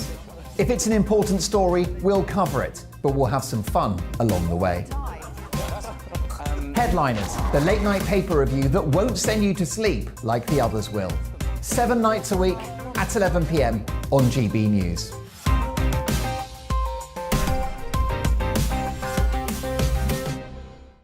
Monday to Thursday nights on GB News. At 6, it's Dubes & Co. 7 o'clock, Farage.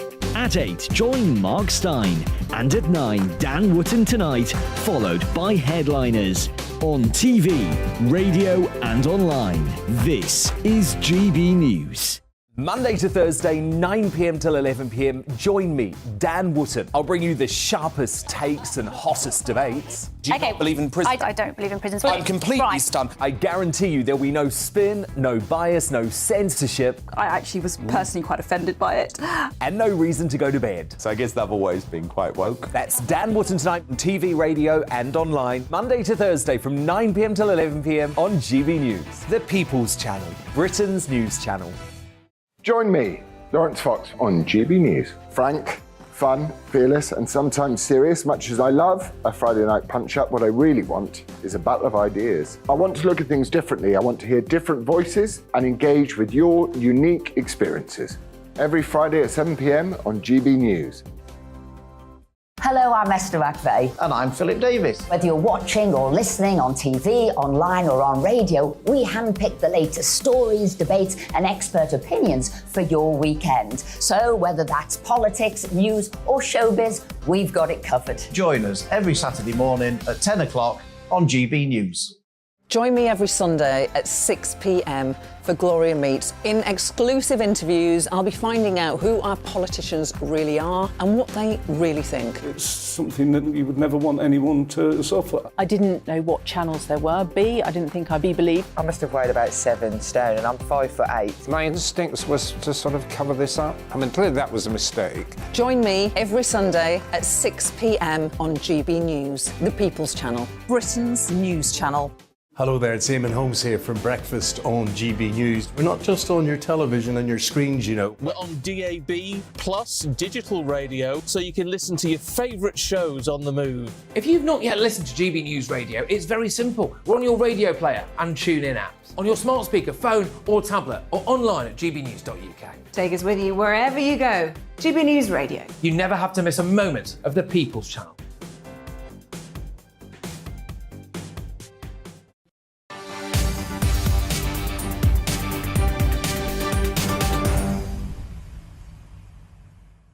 Leftover turkey and mince pies, Christmas pudding for days, and all of those other sweet treats and fatty festive tidbits. Christmas is not a time for restraint, people, but when is it time to stop the gorging and get back on the exercise and diet treadmill? Joining me now is someone who isn't afraid to speak his mind about food and fitness. He is a national treasure. It's Steve Miller, the former presenter of Fat Families. Steve, I have had a big Christmas and I am regretting it now. When do I need to stop eating?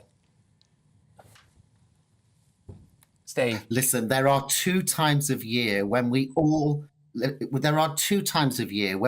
deserve one hell of a good stuffing, and that is Christmas and that is holidays. And what I say to people, it's like one of my posh friends on Twitter today, David Oldroyd Bolt, if that's how I say his name, he said to me, tweeted back saying, the feast of Christmas lasts 12 days until Epiphany on January the 6th. And he's absolutely right. We've also had 2 miserable years at Christmas because of COVID this and COVID that. And I say to people, carry on eating, carry on drinking, carry on be merry, and maybe put your muzzle on maybe January the 2nd, January the 3rd. Yeah. Let's not have this restriction.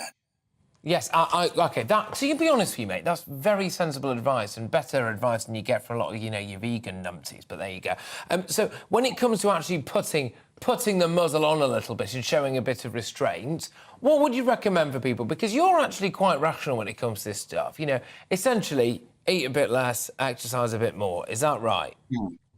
Well, there is that, but, I'm actually brighter than I look. And it is an emotional process, right? It is an emotional process. And what I would say to people is in the new year when they pop on the muzzle is to avoid rigidity, because rigidity makes you feel like you're in this straitjacket and you want to break out of it. So avoid rigid diets and have an 80-20 lifestyle, eating 80% a bit, healthily, and a 20% a bit of what you fancy, managing the portion information along the way.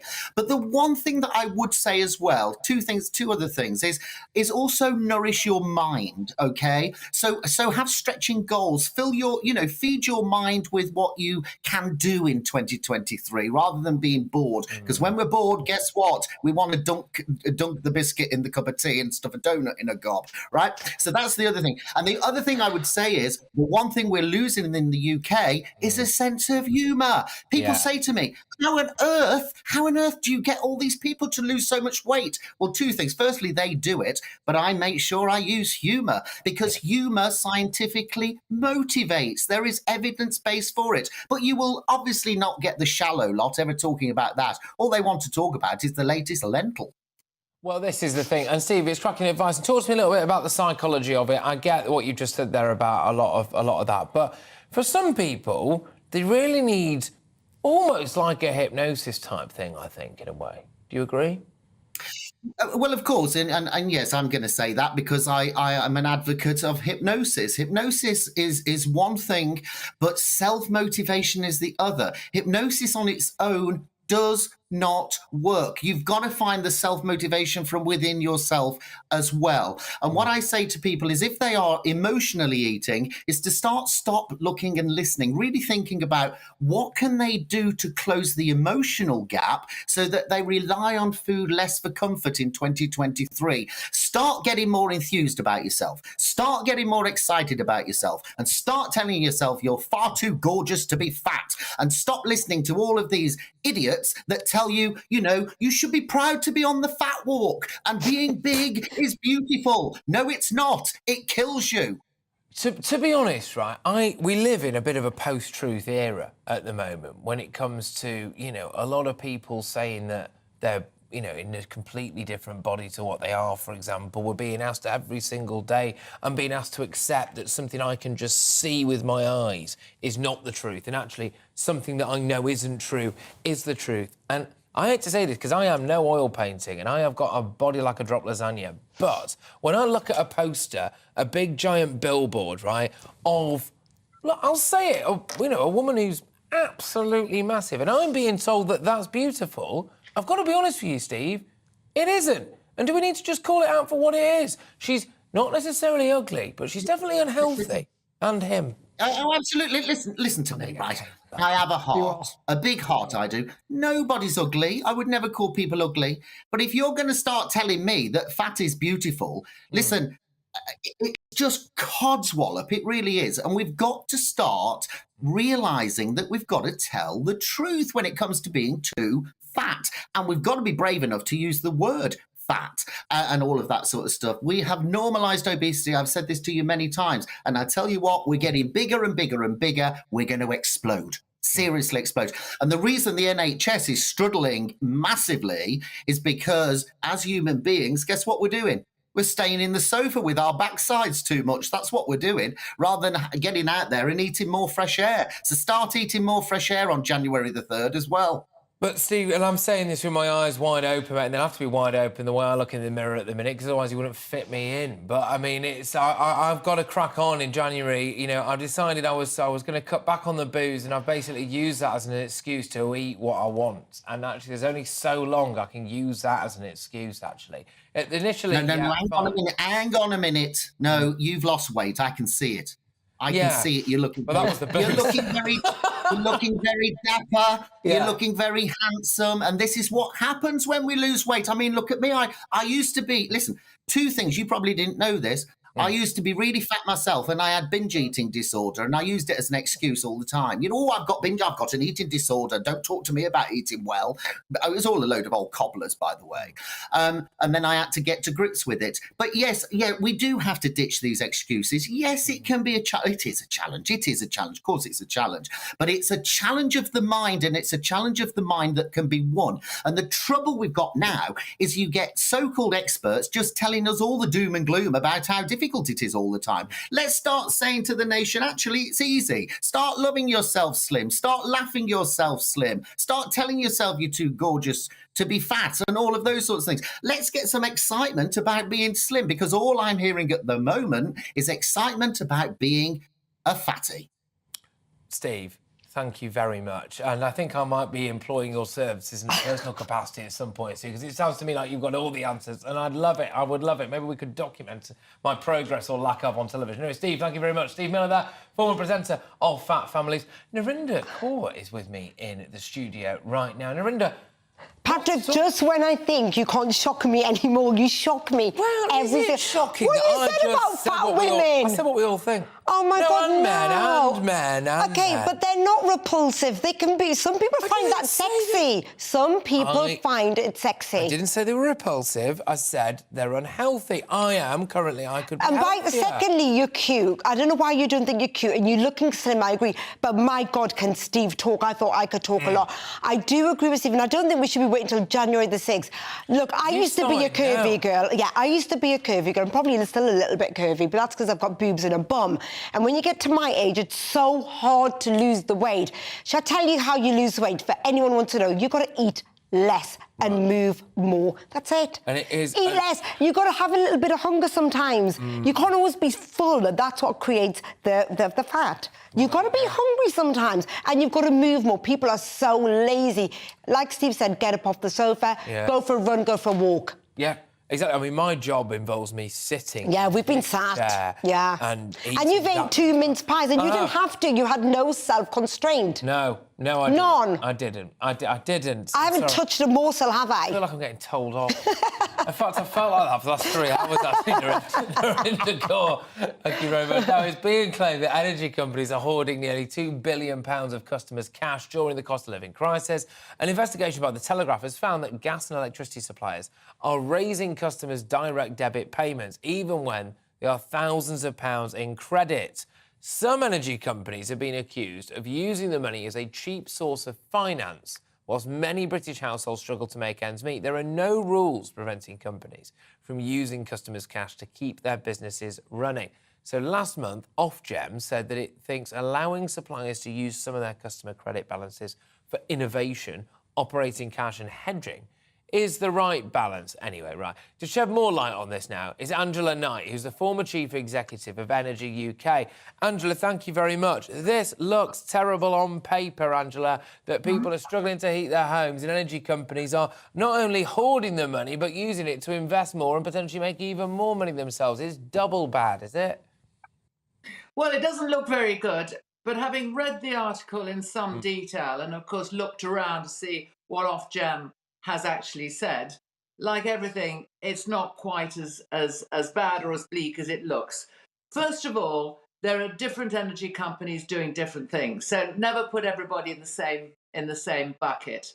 Secondly, those of us like me who have a monthly direct debit, so we kind of intend to pay the same throughout the year, will always have a balance built up as we head into winter, because that's what it's all about. Build up your balance in the summer, and then in the winter you don't get the big bills. Well, that's the way it's supposed to work. However, you're absolutely right to point out that in some instances it has gone wrong, and there's 2 areas that it's gone wrong. The first is that undoubtedly there is money being asked from people at a time when you have to ask whether or not that is correct. Does their consumption justify increasing the direct debit? Excuse me. That's right. The second thing is, if you have got that balance, is it safe? Now, some of the companies have got that money all separated out or all ring-fenced, so you know it's safe. Others are using at least part of it for their operations. And that, I think, is questionable. Yes, absolutely. And now, look, a lot of people, rightly or wrongly, will have been looking at this on the Telegraph's front page today, and it is energy companies hoarding people's cash. Anyway, I'll just read it out. Energy companies hoarding customers' billions. And they will be thinking, well, I was on the fence about a windfall tax before. I was on the fence about it. But my latest bill's just dropped. I've got no money after Christmas. I've just spent 150 quid on a flipping turkey from Morrison's, for goodness sake. And this lot here are hoarding billions of pounds. Actually, now I am bang in favour of a windfall tax. Are you? Well, the windfall tax, the windfall tax is taking place anyway. It's taking but more place or what? of the. It's taking place of those who are the oil and gas drillers, and also there's been an announcement to tax those who are generating electricity and making a lot of money from that because they are, in the main, either the renewables or the old nuclear. Yeah. But I say again, let us suppose you pay, let's give an example, £100 a month as a direct debit. Yeah. In the summer, you're using £20 or £30 a month. That means that when you get to winter, you've got that balance built up so you can use it. The issue here is that some people are getting asked for more money when they don't think their consumption warrants it. And at that point, what you do is you get hold of your energy company and you say, look, mate, this isn't fair. Let's get this sorted out. Don't be afraid to give it to the... Don't be afraid to give it to the energy companies a little bit. Ring up, shop around, do whatever, because at the end of the day, the money's better in your pocket than it is theirs, I suppose. Angela, thank you very, very much. Great stuff as ever. And I hope you're having a wonderful Christmas period. Angela Knight there, former Chief Executive of Energy UK. Narinda's with me. Probably your final word on the show, Narinda Kaur. What do you make of this? And is your energy bill going through the roof? Yeah, well, I've been really worried. Of course, I've been so worried about and our October bill was something like £600, and we hadn't even we hadn't even had the heating on yet. So I don't understand. Our bills are going through the... I know. But as far as this is concerned, daylight robbery, just stop your direct debit. Why not just stop your direct debit? I think the bit that really winds me up about this is if they're using it to... If people are skint and then they're saying to them, your bill's got to go up and their usage isn't warranting it, and then they're using that money to invest in their own business elsewhere. It's so naughty. That's a bit wrong as far as I'm concerned. And are they definitely doing this? Well, according to the Telegraph, yes. Isn't that bad? They're taking people's money that they don't have anyway. They're struggling, and they're investing it somewhere else or using it for themselves. Oh my God, it's disgraceful. Narinda, thank you very much. Narinda Kaur there, who's been with me fantastically, actually, over the course of the last 3 hours. Have you got a headache? We've agreed on pretty much nothing, but actually, I've come away having thoroughly enjoyed all of this. So thank you very much. It's been a real pleasure. Thank you. Right, up next, it's Jubes & Co, but it's Nana Aquia who's in the studio right now. What do you got coming up, Nana? Well, I mean, Patrick, we're going to carry on. And by the way, it was fun watching you and Narinda. It was great. I enjoyed that. Yeah, it was good fun. It was good fun to watch. But we're going to carry on with this sort of conversation about the energy companies. But we're also going to look at the fact that, we'll just say Bulb, for example. Now, they went bust. We, the taxpayer, ended up bailing them out. Do you think it's about time, perhaps, that we stop bailing them out? Or if we do bail them out, maybe they should be renationalised. So we'll be looking into that. Plus, we'll also be looking at the NHS. You were discussing it earlier on your show, Patrick. We're looking into the actual funding model of it as well. Is it about time we started to look at that NHS model, see where they're wasting money? I mean, should we still be carrying on? Is it a bottomless pit? So we'll be asking that question as well. And then with one boss being fined for stopping his employer or saying that his employer shouldn't take time off because his son was ill, because apparently it's a woman's job. Are we getting a bit bogged down? Are we actually creating gender dysphoria? That's all on the way. That is fascinating. Well, I don't know why I expected anything less, Nana. Thank you very, very much. Make sure you stay locked right into GB News here, where Nana will be with you for the next hour or so. Thank you very much, everybody who's been watching and listening and emailing in and contacting us on social media as well throughout the course, not this show, but the breakfast one I did earlier on. So I will be back again 3 till 6 tomorrow. And yes, thank you very much for everyone who's been getting involved. Really, Nana will be coming your way very, very shortly with a whole host of hot topics. We've got your weather before that, though. Take it easy, people. I will be back at 3 p.m. tomorrow. Well, we've got windy conditions for many, cloud and outbreaks of rain moving east, so a wet evening for southwest England. Rain and drizzle, gusty winds too, but mild for the time of year. Temperatures of around 11 Celsius is the high. Then showery outbreaks of rain continuing this evening across much of the southeast of England with some brisk southwesterly winds. Temperatures around 9 Celsius. Then the rain clearing east across Wales this evening, although taking its time to clear for the south and east of Wales. Staying windy too, and a cloudy end of the day then as we head up to the Midlands with further spells of rain there. Could be heavy at times, leading to some tricky travelling conditions. Breezy too, temperatures around 9 Celsius once more there. Then outbreaks of rain continuing to move east this evening across northern England, with the rain heavy at times, but should be drier then from the west as the evening goes on. Temperatures, yes, around 9 degrees once more. Scattered showers following today's rain and snow then across Scotland, although we've still got that yellow weather warning in place. The showers falling as snow, therefore, on the higher ground with icy stretches with temperatures close to freezing. Largely dry end of the day for Northern Ireland, plenty of clear spells. Just a few showers possible. Staying blustery, though, particularly across the coasts and the hills. Heading overnight, mostly dry in the north, but icy stretches once more for Scotland and rain returning in the south. We are GB News, right across the nation. You can get us on television, on radio, on digital. We're absolutely everywhere. Amazing! You see, amazing! You remind me of me in the European Parliament. But here's the most important bit. We are not part of the mainstream establishment. We think and speak just like you do. We are the People's Channel. Magnificent. That's really, really thoughtful. Come and join us on GB News, the People's News Channel. Here on GB News Live, we'll be keeping you in the picture, finding out what's happening across the country and finding out why it matters to you. We'll have the facts fast with our team of reporters and specialist correspondents. Wherever it's happening,